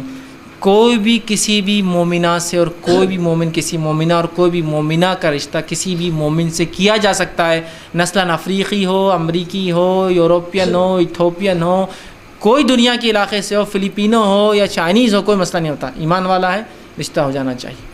لیکن آج ہم نے بہت ساری نسلی تعصب کی بنیاد پر رشتوں کو ٹھکرا دیا۔ یاد رکھیے، نسلی تعصب کہ ہم فلاں برادری ہے، ہم کوئی برادری کی لڑکی ہوں، تم اپنی لڑکی کو باہر دیں گے، برادری سے ہم باہر کر دیں گے، ذات باہر، کنبہ باہر، یہ باہر، وہ باہر، یہ ہو جائیں گا۔ یہ سب دور جہالت، اس لیے کہ اس میں کیا ہوتا ہے، اس میں خاندانی تعصب سے اسلام کی یکجہتی اور انسانیت کی ایکتا ختم ہو جاتی ہے۔ مکمل تو جو انسان پیغام دیتا ہے۔ نبی اکرم صلی اللہ علیہ وسلم نے ایک مرتبہ دیکھا، دو غلاموں میں جھگڑا ہوا، یہ جنگ کا موقع تھا، باہر تھے، پانی بھرنے پہ دو غلاموں میں جھگڑا ہوا۔ ایک نے کہا یا اوس، میری مدد کے لیے اوس والے، وہ اوس اور خجرج کے غلام تھے، ایک خجرج کا تھا ایک اوس کا تھا، اور اوس اور خجرج کا رسول اکرم صلی اللہ علیہ وسلم سے پہلے سے جھگڑا تھا، بہت خطرناک جنگ تھی، اور آپ نے دونوں قبیلوں نے مل کے رسول اللہ کو بلایا اس لیے تھا کہ آپ صلح کر دیں، اور اس سے پہلے عبداللہ بن ابی کہ امید اور چانسز تھے کہ اس سال وہ ان کا لیڈر بننے والا تھا۔ رسول اکرم صلی اللہ علیہ وسلم اسی سال آ گئے، اس کی لیڈرشپ چلے گئی، اس لیے منافقت اختیار کر لی اس نے۔ تو ایک نے کہا اے اوس کے لوگوں میری مدد کو آؤ، دوسرے نے کہا اے خجرت کی۔ تو آپ نے کہا کس نے جہالت کی پکاری یہاں؟ مطلب اسلام لانے کے بعد کون ہے جو جہالت کی پکار رہا ہے کہ اے اوس آؤ اور اے خجرت جاؤ؟ یا ایک بار ہوا کہ ایک نے چلایا اے انصار میری مدد کو آؤ، ایک انصاری غلام تھا، اور ایک غلام جو پانی بھرنے آیا تھا وہ مہاجر تھا، اے مہاجر آؤ۔ آپ نے سنا تو کہا کس نے یہ دور جہالت کی پکاری یہاں؟ یہ جہالت کے کام کون کر رہا ہے کہ انصاری آؤ اور مہاجر آؤ؟ کون انصاری اور کون مہاجر ہے نا؟ آپ یہ کہہ سکتے کہ ہم میں جھگڑا ہو رہا ہے، بھائی ذرا سلجھاؤ اس کو، لیکن خاندان سے پکارنا یہ جو ہے تعصب ہے، اور اس سے کیا ہوتا ہے، اسلام کی جو بنیادی اللہ کی وحدانیت جس طرح سے ہے، تو اسلام قومی انسانیت کی وحدانیت کا پیغام دیتا ہے، سارے انسان اللہ کے نزدیک ایک ہے، وہ وحدانیت کا پیغام ختم ہوتا ہے ان سے۔ تو لہٰذا کوئی بھی لڑکی کا کسی بھی مومن لڑکے سے، کسی بھی مومن لڑکے کا کسی بھی مومنہ لڑکی سے نکاح ہو سکتا ہے، پھر چاہے کسی خاندان کے ہو۔ اور میں صرف خاندان سے مراد یہ نہیں کہہ رہا ہوں کہ ان کے نام جو ہے ہمارے ناموں جیسے ہو، جیسے ہمارے پاس ہوتا ہے بھائی آپ کون سید، ہم کون شیخ، یہ کون پٹھان، وہ کون خان، وہ کون عرب فلاں، یہ نہیں کہہ رہا ہوں میں۔ اگر شرما ورما کمار بھی رہے تو یہ بھی ہمارے ہی لوگ ہیں۔ تو ہمارے پاس بہت ہوتا ہے ایسا، کوئی اگر نارتھ انڈین آپ کے پاس آ جائے، اورنگ آباد میں آ جائے یا ہمارے دکنی علاقے میں آئے، تو اپنا نام نہیں بولتا ہوں، بھائی کیا نام ہے، تو بولیں گے عبد الرحمن، بولیں گے عبد الرحمن آگے کیا، اس کو معلوم یہاں بہت تعصب رہتا ہے یہ خاندانی، بولیں گے عبد الرحمن سسودیا۔ ہاں کون ہے تم، کب اسلام قبول کرے تم نے، اب بھی تو نہیں کرے نا، نہیں کوئی تعلق نہیں، رشتہ وشتہ سب ختم، اچھا ہوگا پتہ سسودیا، عبد الرحمن پانڈے، تو رحمان پانڈے اللہ نے بچا لیا بابا، دیکھو پانڈے آ گیا تھا ہمارے پاس بچی کو رشتہ لے کے، ہے نا، کہ تو نارتھ انڈیا کے پورے نام مختلف ہوتے ہیں۔ اور اسی وجہ سے چونکہ ہم لوگ بہت تعصب رکھتے ہیں، اور چونکہ یہ جو نظام کا علاقہ تھا یہ سب سے بڑا اسٹیٹ تھا انڈیا میں، 600 اسٹیٹ میں سب سے مالدار، سب سے طاقتور، سب سے بڑا اسٹیٹ تھا، تو یہاں کے لوگوں کو اپنے خاندانوں پہ اپنے سے بڑا زام تھا۔ تو نارتھ کے لوگ بہت چیز کے، تو وہ لوگ کامن نیم رکھتے ہیں، جیسے آپ دیکھیں کسی انسان کو کچی ہے، اس کا سرنیم کبھی نہیں بتائیں گا وہ دکنی کو، کچی سرنیم کیا، کہ تو اس کو معلوم ہی ہنسے گا میرا نام سن کے، نوساری والا، نوساری کیا، نوساری والا یہ کیا، نڈیاڈ والا یہ کیا، فلاں، یہ سب دیکھیں نا، والے جتنے بھی سب یہ گجراتی رہتے، کچی رہتے۔ تو وہ کیا کرتے ہیں، ان کو معلوم کہ دکنی لوگوں کے پاس نام کے بڑے تعصب، اور 4-5 سرنیم بھی رہتے ہیں وہاں پاس، سید شیخ تو پورے ہی رہتے ہیں ہم لوگ، ٹھیک، تو 4-5 نیم کامن جو زیادہ چلتے تھے ہم نے اٹھا لیے، باقی سب لوگ حقیر سمجھتے ہیں۔ اب کوئی سمجھ لیجئے ایسٹ انڈیا کی طرف سے ہے تو پورے انصار رہتے ہو، عالم انصاری عالم انصاری عالم انصاری، یہ انصاری وہ انصاری ان کا، لیکن آپ جب پوچھیں گے قبیلہ گاؤں تو وہ نام الگ رہتا ہے، وہ لیکن عام طور سے ہم کو نہیں بتائیں گے کبھی، کیونکہ ان کو معلوم یہاں کے لوگ بڑا اس معاملے میں بڑے وہ رہتے ہیں کہ بھائی اس کا نام عجیب ہی دکھ رہا ہے، مسلمان ہے کہیں، سیدھا اس کے اسلام بے شک ہوتا ہے۔ تو یاد رکھیے کوئی بھی ہو سکتا ہے، وہ کوئی بھی ہو سکتا ہے، ساؤتھ انڈین ہو سکتا ہے، اس کا نام آپ کو الگ لگے، لیکن یاد رکھیے اسلام جو ہے ایک عالمی دین ہے۔ تو ایک رشین بھی مسلمان ہے جس کا نام پتہ نہیں، آپ سر نے کبھی سنا بھی نہیں ہوگا، اور ایک امریکی بھی مسلمان ہے جو ہو سکتا ہے اسلام قبول کر کے اس کو کچھ ہی وقت ہوا ہوگا، سال 2 سال یا ایک نسل پہلے، جس کا نام آپ کو براؤن اور بلیک اور گولڈن اور اس طرح سے ملیں گے، یا کوئی ترکی مسلمان ملیں گا جس کے سر نے کبھی سنے نہیں۔ اس سے ہپکیے مت، اس لیے کہ جتنا آپ کو ہنسی آتی ہے اس کے آپ کے سر نے پہ اس کو بھی اتنی ہنسی آتی ہے۔ بہت سے لوگ ہوتے ہیں نا کسی کے سر نے سن کے ہنستے ہیں، ہے نا، تو آپ جب کسی پہ ہنسیں گے تو اس کو بھی اتنی ہنسی آتی ہے، لیکن دیکھیے وہ کتنا آپ کو سمجھ رہا ہے اس بات کو۔ ایک صاحب تھے مجھ سے ملے اور وہ ہمارے ساتھ اسکول میں تھے، وہ ہمیشہ ایسے لوگوں پر ہنستے تھے جن کے سر پہ بال نہیں ہوتے تھے، میرے ساتھ تھے ہمیشہ، مطلب جب بھی کوئی آدمی دیکھا ارے ٹکلا ہے، میرے کو دن بھر اس کا باپ ٹکلا ہے، اس کا چچا ٹکلا ہے، مطلب ان کا صرف ایمفسائز زور صرف ٹکلوں پہ رہتا تھا کہ ان کے ابا ٹکلے، ان کے نانا ٹکلے، ان کے دادا ٹکلے، مطلب بوڑھے لوگوں کو بھی ٹکلا ہے تو ہنستا تھا، مطلب بوڑھے ہونے کے بعد، میں 8-9 کی بات کر رہا ہوں، ایک لڑکپن میں تھے، تو مجھے اچھا نہیں لگتا تھا، ویسے میری عادت بھی نہیں تھی، مجھے ایسا اس تعلق سے کہ میں ہمیشہ ڈرتا تھا میں ٹکلا ہو گیا تو کسی پہ نہیں ہنسنا چاہیے، ٹھیک ہے، تو میں ہنستا نہیں تھا، تو بولتا تھا یار تم کیا مطلب ٹکلا یہ لگا کے رکھتے۔ ایک دن میرے ایک دوست نے کہا کہ اس کے گھر پہ جائیں گے اپنے دن، اس کے ابا سے مل کے آئیں گے، تمہارا اچھا دوست ہے نا اور سب ٹکلا، چلو اس کے ابا سے ملیں گے۔ جب ان کے گھر گئے تو الحمدللہ ان کے والد کے سر پہ بال ہی نہیں تھے، مکمل صاف پورے ٹکلے تھے۔ تو اب دیکھ لینا بولے تم نے ان کے والد کو، اگلی بار اس نے ہنسا تو اس کے ابا یاد دلانا بولے تم نے، چونکہ تمہارے ساتھ زیادہ رہتا نا اور سب پہ ہنستا، تو جب بھی وہ اگلا ہنستا تو بولتا تھا بیٹا اپنے ابا، اور پھر وہ خاندانی سے شرم کی بات ہے، تمہارا والد جو ہے اس کو بال نہیں اور تم دنیا پہ ہنستے ہو بال نہیں ہے بول کے۔ اور ایک اتفاق، یہ اللہ کی طرف کی بات ہے، دیکھیے وہ میری ایج کا ہے، اس کے بال چلے گئے پورے، مجھے تھوڑے دن پہلے ملا تو اس کو بال نہیں تھے، میں نے اس کو دعائیں دی کہ بھائی اللہ تعالیٰ تم کو بال دے دے تمہارے، میں اس کو برا نہیں مانتا ہوں، بچپن آتا ہمارا ہم نے بولا ہوں، لیکن اس کو احساس ہے کہ یار میں نے دیکھو بچوں نے کتنا مذاق اڑاتا تھا میں، اور اس کی عمر میری عمر ہے 32 سال ہوں گی اور اس کو بال چلے گئے پورے۔ میں نے کہا دیکھو ایسے ہی ہوتا ہے بھائی، احتیاط کیا کرو ہمیشہ۔ اب اس کو افسوس ہے لڑکپن میں نے کیا، لیکن خیر یہ تقدیر تھی کہ اس کو بھی ٹکلا ہونا تھا، میں نہیں کہا کسی نے بد دعا دی تھی، لیکن احتیاط کرنا چاہیے آدمی۔ تو ہم کسی کے سرنیم پہ ہنستے، کسی کے فلاں پہ ہنستے، بالکل نہیں۔ شریعت میں مسلمان بھائی مصری ہے، قبطی ہے، غلام تھا، خاندان یہ تھا وہ تھا، اب اللہ کے پاس اس کا ایمان پیمانہ ہے، اس کا خاندان پیمانہ نہیں ماپنے کا۔ غلام تھا لیکن آج ایمان میں کیسا ہے، ہم سے اچھا ہے تو اعلیٰ ہے ہم سے، بھائی وہ تو شرف لے گیا۔ میں فلاں تھا ہندو تھا لیکن مسلمان ہے تو ہم سے افضل ہے آج، اس لیے کہ ہم سے زیادہ اسلام پہ پریکٹس کر رہا ہوں۔ ایک یہودی تھا اسلام میں آ گیا اور ہم کو سکھا رہا کہ صف بندی کے آداب کیا، نماز کے، تو ماننا پڑیں گے اس کے نزدیک یہودی تھا الگ بات ہے، آج ہمارے دین میں وہ تقوی کے بنیاد پہ معیار لے گیا، ہم سے جیت لے گیا۔ تو اسلام میں کوئی خاندانی تعصب، کوئی اونچ نیچ نہیں ہے، صرف ایک چیز اصل ہے، اگر اونچ نیچ کرنا ہے وہ تقوی ہے جو میرا اور آپ کا دکھتا نہیں ہے۔ ہمارا ایمان نہیں دکھتا، ہمارا اسلام دکھتا ہے۔ میری داڑھی لمبی ہو سکتی ہے کہ میرا ایمان اندر کتنا اونچا ہے آپ نہیں دیکھ سکتے، ٹھیک ہے۔ تو تقوی اور اس کا پیمانہ صرف اللہ جان سکتا ہے کہ اس کا کیا تھا، تو لہٰذا دنیا میں کوئی معیار نہیں اونچ نیچ کا ہمارے پاس۔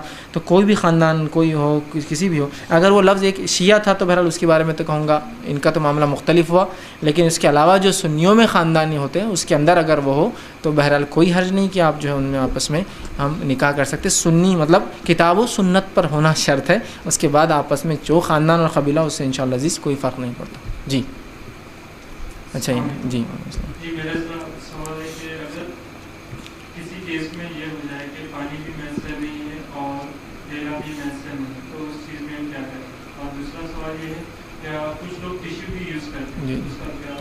بھائی نے ایک سوال کیا کہ اگر ایسے علاقے میں ہم جہاں پانی اور ڈھیلے دونوں میسر نہیں، اور ایسے سچویشن بہت جگہ آ سکتی ہے، آپ ٹرین میں سفر کر رہے ہیں، پانی بھی نہیں ڈھیلے بھی نہیں، کیونکہ آپ ٹرین میں جا رہے ہیں، آپ ٹرین رکتی نہیں ہے اسٹیشن پہ، کہیں ڈھیلے آپ کو ملنے والے ہی نہیں، ہے نا۔ سچویشن اور بھی کہیں آ سکتی ہے ایسی، پانی اور ڈھیلے دونوں نہیں تو کیا کیے؟ تو دیکھیے ایسی سیناریو سچویشن میں آپ پہلے تو سفر میں احتیاط کریں، کچھ کاغذ کچھ ٹیشوز اپنے ساتھ رکھیں، اور کوئی بھی ایسی اشیاء جس سے آپ اپنی غلاظت کو ضائع اور صاف کر سکتے کر لے، اور جیسے پانی میسر ہو اس کے بعد پھر دھو لے۔ جیسا مثال کے طور پر ٹیشوز کا استعمال کر سکتے ہیں آپ، پیپر کا استعمال کر سکتے، کوئی بھی کپڑے کا استعمال ہو سکتا ہے، دستی کا استعمال ہو سکتا ہے، اس کو آپ پھینک دے استعمال کر کے، ٹھیک۔ XYZ کوئی بھی اشیاء جو حلال نہ ہو، مطلب جس کا استعمال یا لوگوں کو بہت ضرورت کی نہ ہو، اس کو استعمال اپنے ساتھ ایسا ٹیشو پیپر تو کامنلی ہوتے ہیں، نیوز پیپرس ہوتے ہیں آپ کے پاس فلاں، ان کا استعمال کر لے، اس اشیاء کو آپ پھینک دیں جیسے آپ کو پانی میسر ہو، پھر اپنے جسم کو شرمگاہ کو آپ دھو لیں، ٹھیک ہے؟ تو جب آپ کے پاس پانی اور ڈھیلے دونوں میسر نہ ہو تو یہ کریں، لیکن احتیاطی پہلو بھی آپ ہمیشہ رکھیں۔ سفر کریں تو آپ ڈھیلے تو نہیں لے سکتے ہیں، تو چاک پیس آپ رکھ سکتے ہیں، چاک پیس ایکویولنٹ ٹو ایک ڈھیلے کا ہی ہوتا ہے، اس میں خصوصیت بھی ہوتی ہے کہ وہ جذب کرتا ہے چیزوں کو، آپ وہ رکھ سکتے ہیں۔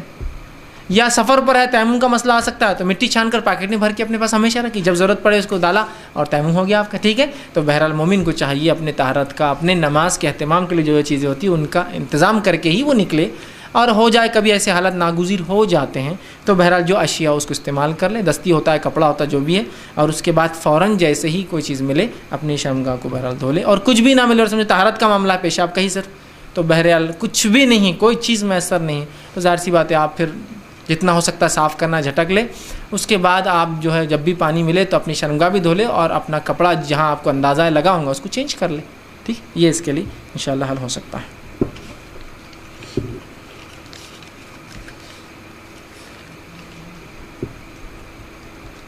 کسی نے کہا ہمارے گھر کے بڑے جو کچھ نمازیں جاب کی تھکان کی وجہ سے چھوڑ دیتے ہیں، لیکن ہم چاہتے ہیں کہ وہ نمازیں پوری پابندی کریں، ہم چھوٹے ہونے کی وجہ سے کچھ بولنے کی ہمت نہیں پاتے، تو ہم کیا کر سکتے ہیں کہ وہ نماز کی پابندی کریں؟ دیکھیے، بڑوں کی اصلاح کرنے کے لیے چھوٹے ایک چیز کو ضرور استعمال کریں، ہمیشہ بڑوں سے سوال کر کے ان کی اصلاح کریں۔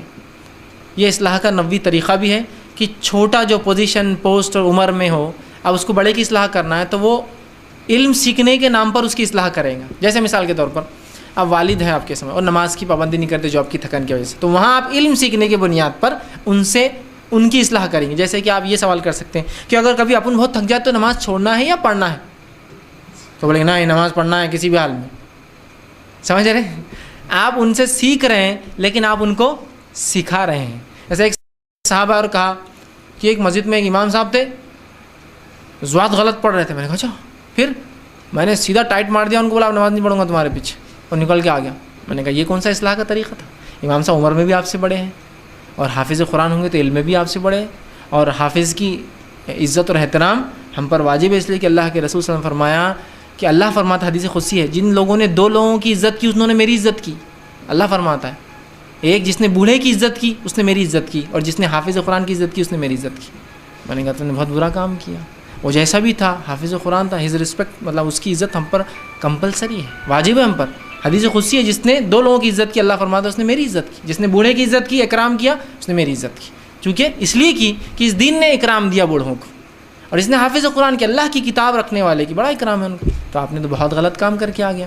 تو لہٰذا بڑوں کی اصلاح کے لیے آپ سیکھنا، مطلب آپ کل جائیے اور جا کے بولیے حافظ صاحب وہ زوات کیسے ادا ہوتا ہے، ان سے سیکھیے، اور سیکھتے ہوئے ان کی اصلاح آپ خود کریں گے۔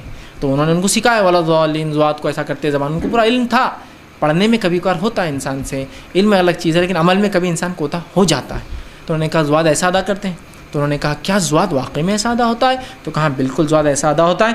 تو پھر میں نے کہا ان سے آہستہ سے پوچھ لینا، جو 1-2 نماز کے بعد، کہ آپ نے کل مجھے سکھایا تھا زوات، لیکن کل آپ نے ایسا زوات پڑھتے تھے، پڑھ رہے ہیں آپ۔ تو پھر جب اس نے جا کے دوسرے دن کہا کہ حافظ صاحب نے ایسا کہا، انہوں نے کہا اچھا میں نے ایسا پڑھا، اب انشاءاللہ اگلی نماز میں دیکھو۔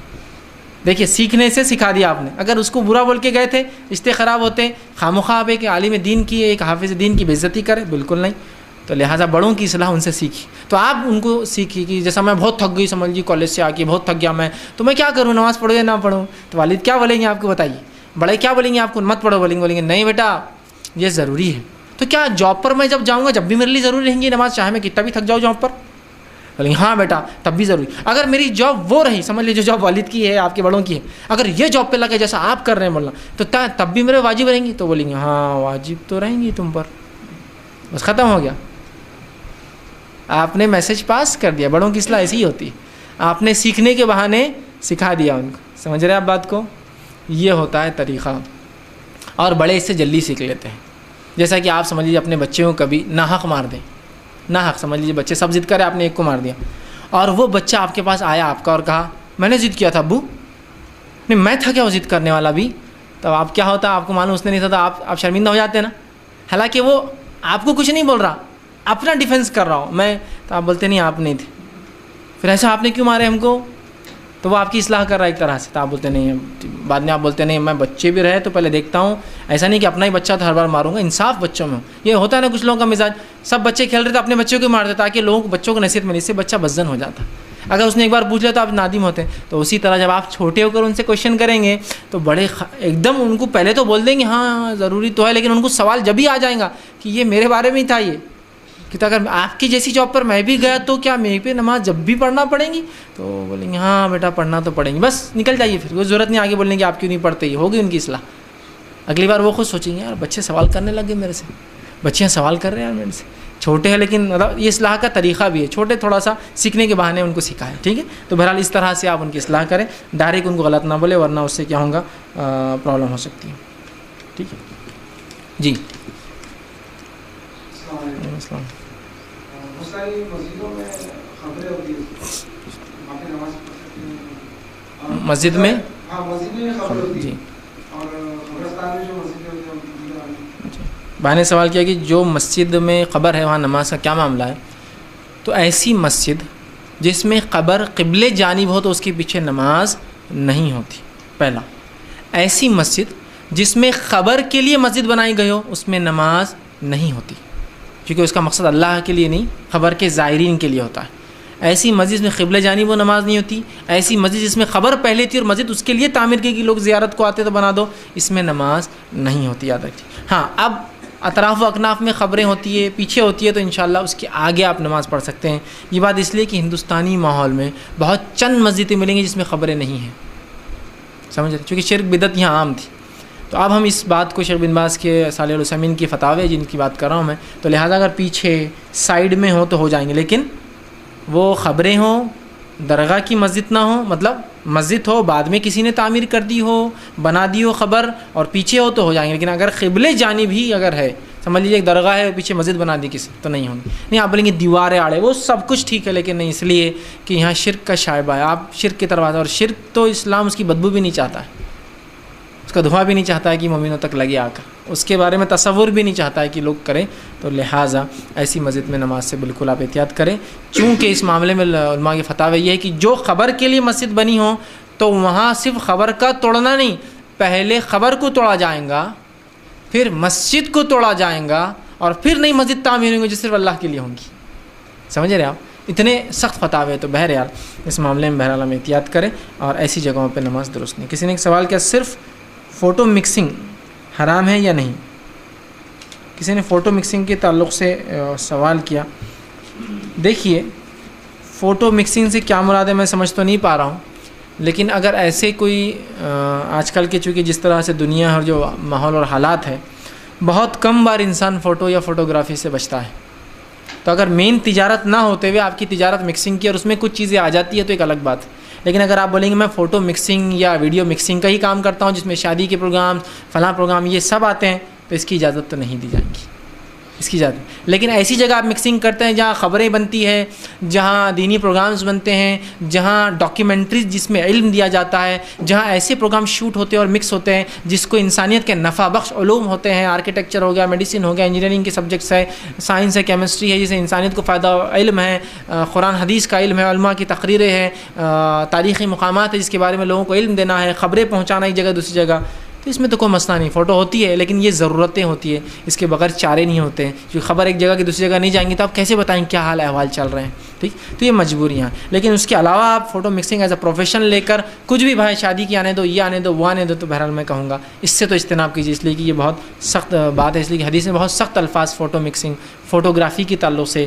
تصویر کے تعلق سے, تصویر بنانے کے تعلق سے آئے ہیں. تو بہرحال احتیاط کرنا اس معاملے میں بہت زیادہ بہتر ہے کہ آپ اگر کرتے ہیں تو پھر مخصوص شعبے میں کیجیے, ورنہ اگر ایسا نہیں ہے تو پھر آپ اس سے احتیاط کریں, یہ انشاءاللہ عزیز زیادہ بہتر ہوگا. ایک پہلے یہ لے لیتا ہوں. کسی نے ایک سوال کیا اگر وضو کرنے کے بعد نہ چاہتے ہوئے کانوں میں میوزک سنائی دے تو کیا وضو ٹوٹ جاتا ہے؟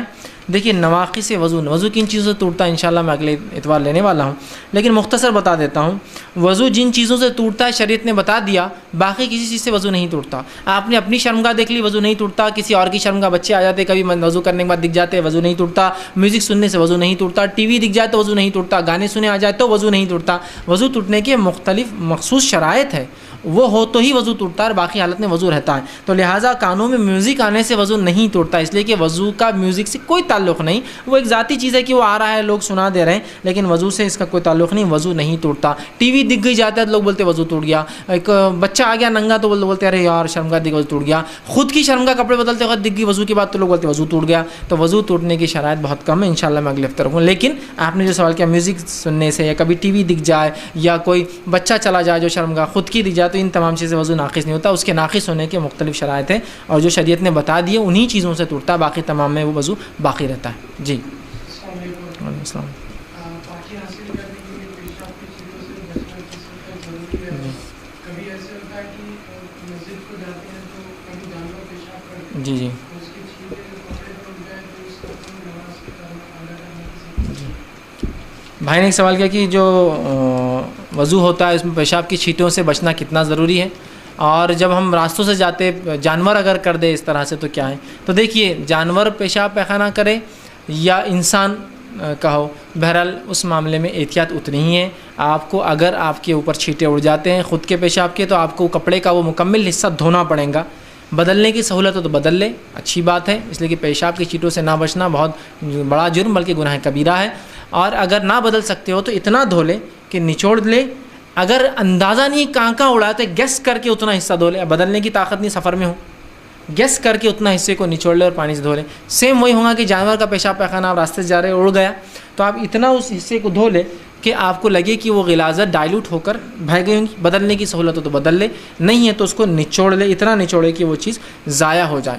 ٹھیک ہے، ضائع ہو جائے. اور گیس ہے کہ کہاں اڑاؤں گا اندازہ نہیں، لیکن اڑا باتا ہے تو جہاں جہاں لگتا ہے پانی میں ہاتھ بھیگا اور ایسا مارتے جائے تاکہ اس کی غلاظت جو ہے کم ہو جائے. یہ احتیاط بہرحال آپ کو اس معاملے میں کرنا ہوگا. بس یہ آخری کچھ 2 سوالات خواتین کے تھے لے کے میں ختم کر دیتا ہوں.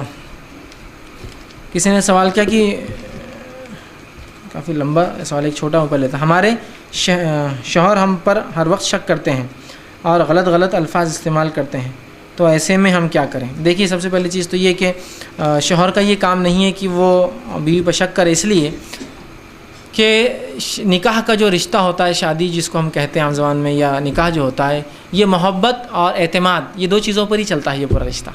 ٹھیک، ایک محبت اور ایک اعتماد یا الفت، جو بھی الفاظ اس کے لیے محبت کے لیے ہو سکتے ہیں، اور اعتماد بھروسہ. ٹھیک، تو خواتین کا بھی یہ کام ہے کہ کبھی اپنے شوہر کا بھروسہ اپنے ہاتھ سے نہ جانے دے، لیسٹ بٹ میں بھی، کم سے کم اس میں بھی. ایک بار چلا جائیں گا تو بہت مشکل ہوتا ہے کہ پھر اعتماد کیا جائے دوسری بار. ٹھیک ہے، تو محبت اور اعتماد. اگر خواتین محبت کتنی بھی کرتی ہو اپنے شوہر سے لیکن اعتماد کھو چکی ہے تو یہ محبت خود بخود کمزور ہو جاتی چونکہ اس کا اعتماد چلا گیا. تو اصل چیز کیا ہے معلوم؟ یہ رشتے میں اعتماد ہی ہے. اور محبت ہے لیکن اعتماد جانے کے بعد محبت کام نہیں آتی. پھر کبھی بھی آدمی ساتھ رہتا ہے، سب کرتا ہے، لیکن اعتماد کبھی نہیں کرتا. وہ بولتا ہے یہ ہے نا تو یہ تم نہیں کریں گے، یہ فلاں نہیں کریں، وہ چیز ہے نا تمہارے لیے نہیں ہو، میں نے وہاں رکھا ہوں، یہ چیز کو ہاتھ نہیں لگانا. اعتماد نہیں، چونکہ اس کو ہاتھ لگائیں گی تو گڑبڑ کریں گی، چونکہ اس سے پہلے پھینک دی تھی، وہ کر دی تھی، کسی کو دے دیا تھا، کسی کو فلاں کیا تھا. تو اعتماد بہت اہم چیز ہے رشتے میں. اگر یہ نکل جائے نا تو سمجھ لیجیے وہ محبت بھی کبھی کبھار بیکار ہو جاتی ہے. ٹھیک ہے، تو لہٰذا خواتین پہلے دن سے ہی کبھی بھی اپنے شوہر کا اعتماد نہ کھوئے، اس اعتبار سے کہ کوئی بات اپنے شوہر کی بات نہ کہیں، باہر نہ کہیں. اپنے رشتہ داروں کو، شوہر کے رشتہ دار اور شوہر پر فوقیت کبھی نہ دے زندگی میں.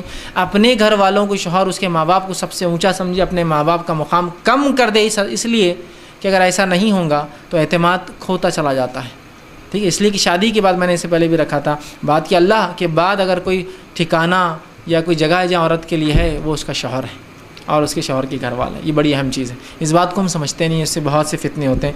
تو لہٰذا اعتماد جانے نہ دیں. اگر آپ نے ایسا کچھ بھی نہیں کیا پھر بھی آپ کے شوہر شک کرتے ہیں تو ایسا سمجھیے ان کا یہ مزاج ہے اور تھوڑی بہت باتوں میں نظر انداز کرتے ہوئے معاملے کو، رشتے کو آگے لے کر چلتے رہیے. کیونکہ کچھ لوگوں کا مزاج ہوتا ہے بہت زیادہ شکی ہوتے ہیں. آدمیوں سے میں کہوں گا اتنے زیادہ شکی ہونا بھی بہت بیکار ہوتا ہے. ہر چیز میں شک، ہر چیز میں. بیوی سمجھ لیجیے کوئی چیز شرعی ضرورت کے تحت باہر نکلی نہیں اور وہ پہنچ گیا، کیا کر رہے تھے یہاں، اور پورا دیکھتا ہے ادھر کون کون کھڑا ہوا تھا. ایسا شک نہیں کرنا چاہیے. کیوں آپ ایسا شک کر رہے ہیں آپ کی بیوی پر؟ ٹھیک ہے، تو بہرحال شوہر نے بھی ایسا شک نہیں کرنا، چونکہ یہ شک خواہ کے بہت بڑے بڑے جرم، بہت بڑی بڑی برائیاں، بہت بڑے بڑے نقصان کا باعث بنتا ہے، یاد رکھیے۔ تو شوہر ایسا نہ کرے، لیکن اگر آپ کے شوہر شکی ہے تو آپ کوشش کریں کہ ان کا جس چیز میں شک ہوتا ہے وہ کام آپ احتیاطاً کم از کم ان کے سامنے وہ نہ کریں۔ حلال ہے، وہ شریعتاً درست ہے، لیکن جیسا ان کو لگتا ہے آپ پیسے ان کے لے رہے ہیں تو آپ ان کو بالکل ہر چیز بتا دیا کیجیے۔ بتانے کے بعد وہ شک کرے، وہ شک کا انشاءاللہ آپ پہ کوئی فرق نہیں پڑے گا، تو اللہ تعالیٰ دیکھ رہا ہے۔ تو آدمی بھی جو ہے خواہ شک نہ کرے، اس لیے کہ نکاح کی وجہ اعتماد ہے، اور عورتیں بھی ایسے ماحول نہ بنائیں کہ آدمی مجبور ہو جائے کہ ان پہ شک کرے، اور اگر کرتے ہیں تو ان کی اصلاح کے لیے کوشش کرے، شک کی برائیاں بتائے، شک کے بنیاد پہ جو نقصانات ہوتے ہیں غلط فہمی کے بہت زیادہ ہوتے ہیں، ان کو واقعات بتائے ایسے کچھ، اسلام نے شک کے بارے میں کیا کہا ان کو وہ تعلیم دے کہ اسلام شک کی اجازت نہیں دیتا ہے، یقین پر کام کرو کہتا ہے، یہ سب سکھائے اور ان کو بتانے کی کوشش کرے۔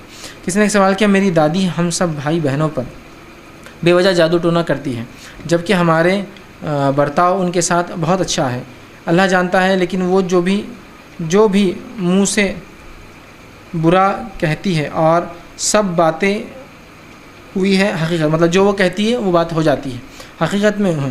اب وہ مجھے کہتی ہے کہ میں نے ایسا نظام کیا ہے کہ میں تیری شادی کبھی نہیں ہونے دوں گی اور تو زندگی بھر گھر بیٹھی رہے گی، اب میں کیا کروں؟ جبکہ ان کے جادو کا اثر دکھائی دے رہا ہے، کیونکہ میری چھوٹی بہن کی انگیجمنٹ ہو چکی ہے، لیکن یہ بات میں اچھی ہونے کے باوجود بھی آج تک میرا رشتہ نہیں ہو پا رہا ہے۔ جادو کا ہونا اللہ کی مرضی پر ہے، وہی ہوتا ہے، لیکن کیا اب میری شادی ان کے جادو سے کبھی نہیں ہو پائیں گی؟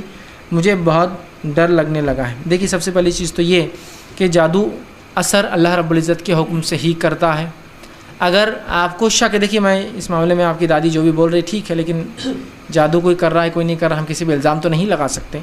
آپ جادو کا جو شرعی علاج ہے اس کو استعمال کیجیے، اور بہت اچھی اچھی کتابیں الحمدللہ IRC کا جو سیل کاؤنٹر ہے اس پر ہم نے بالخصوص انہی مسائل کو ٹیکل کرنے لائی ہے، ان میں سے کچھ خاص کتابیں آپ دیکھیں، سب مستند الحمدللہ آپ کے مسئلے کے مطابق جو خریدیے، پڑھیے اور اپنا علاج کرنے کی کوشش آپ خود کریں اگر شک ہے تو۔ رہا شک کے علاوہ کچھ ہے تو بہرحال پھر اپنے دادی کو آپ تاکید کیجیے کہ آپ کیوں ایسا کرتی ہے، کیا کسی دادی کو اپنی پوتیوں کی زندگی برباد کرنا پسند آئے گا؟ لیکن ہوتا ہے کبھی انسانی نفس ہے، یہ ہے تو ان کو سمجھائیے، ان کو منائیے، ان کو بجائیے، اور اگر یقین ہو کہ وہ ایسا کر رہی ہیں تو آپ اپنا جو ہے علاج کیجیے۔ لیکن اگر صرف یہ سائیکولوجیکل ہے، نفسیات ہے، تو نفسیات کو نفسیات سے ٹیکل کرے، اللہ پر اعتماد کرے اور ان تمام چیزوں کو چھوڑ دیں۔ ایک صاحب تھے، ان کا یہی معاملہ تھا، وہ ہر بار جو ہے ایک دوسرے انسان کو کہتے میں نے تم پہ جادو کر دیا، میں نے فلاں کر دیا، میں نے یہ کیا۔ یہ آدمی متقی اور پرہیزگار تھے، میرے پاس اور کہا میرا سامنے دکان والا ہے، ہر روز مجھے تنگ کر دیتا ہے، ہر روز مجھے فلاں کرتا ہے، ہر روز میرے ساتھ ایسا کر رہا ہے، ٹھیک ہے، اور مجھے تنگ کر کے رکھ دیا۔ میں نے کہا ٹھیک ہے، کیا کرتا ہے؟ تو بولتا میں تم پہ جادو کر دوں گا، تمہارا بزنس نہیں ہونے دوں گا، یہ، اور میں کہتا ہوں بھائی کیوں ایسا کر رہے فلاں؟ میں نے کہا ٹھیک ہے، کیا اسی کو حق ہے یہ سب بولنے کا؟ تو کہا نہیں میں ہی بول سکتا ہوں۔ میں نے کہا ٹھیک، اب اگلی بار جانا تو اس سے کہنا میں نے تہجد میں گڑ گڑا کے تیرے لیے بد دعا کی، اللہ کے سامنے حاضر ہو کہ تیرے بد دعا کر رہا ہوں، میں ہر بار وسیلہ لے رہا ہوں نیک لوگوں کو اور تجھ پہ بد دعائیں بھیج رہا ہوں، میں ہر بار جو ہے اپنی عبادتوں کو وسیلہ بنا رہا ہوں، تیرے بد دعا بھیج رہا ہوں کہ اللہ جو میرے پہ جادو کر رہا ہے میرے بزنس اس پہ بد دعا فلاں۔ جب وہ آدمی پھر دوسرے آیا ایک بار اور کہا میں نے تم پر فلاں کیا تھا، انہوں نے کہا میں اللہ سے ہر تہجد میں گڑگڑا کے تیرے لیے بد دعا کر رہا ہوں، تو وہ بہت گھبرا گیا ہو، مطلب اس کے جادو کا معلوم ہے، جادو کافروں کی یہ تمام چیزیں، یہ اللہ نے کہا یہ مکر اور فریب اور ایک مکڑی کی جال جیسی ان کی حیثیتیں ہوتی ہیں، ان کے عقیدے اور ان کے تمام پھسپھسے ہوتے ہیں، اور شیطان کی چال بازی بہت کمزور ہوتی ہے، یاد رکھیے۔ تو جب انہوں نے ایسا کہا تو اتنا گھبرا گیا کہ پیروں میں آ گیا ان کی، چونکہ وہ تو بد عقیدہ تھا۔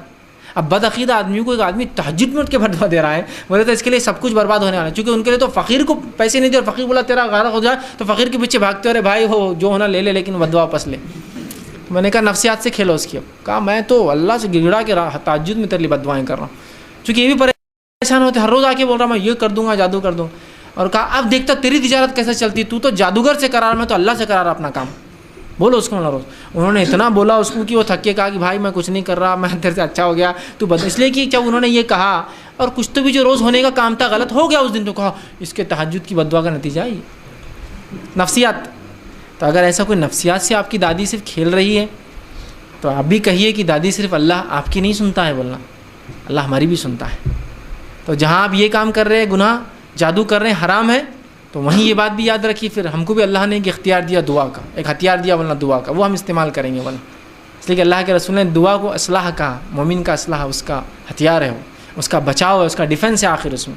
اور سورہ جو جادو کا علاج کی کتاب لے کے آپ وہ جو جادو کا توڑے وہ پڑھتے رہیں، اور ان کو سورہ بقرہ کی آیت نمبر 102 کی تفسیر ضرور پڑھ کے سنائیں. سورہ بقرہ سورہ نمبر 2 آیت نمبر 102، وَاتَّبَعُوا مَا تَتْلُو الشَّيَاطِينُ عَلَىٰ مُلْكِ سلیمان، جو پوری آیت ہے وہ پڑھ کر سنائیں، اس کی تفسیر پڑھ کر سنائیں، اور کہیے اب جو آپ جادو کر رہے ہیں بولنا وہ یہ ہے بولنا، اور اب جو میں کروں گی بولنا وہ اللہ سے دعا ہے بولنا. ایک کام آپ حرام کر رہے ہیں اور ایک کام میں دعا کے ذریعے حلال کروں گی.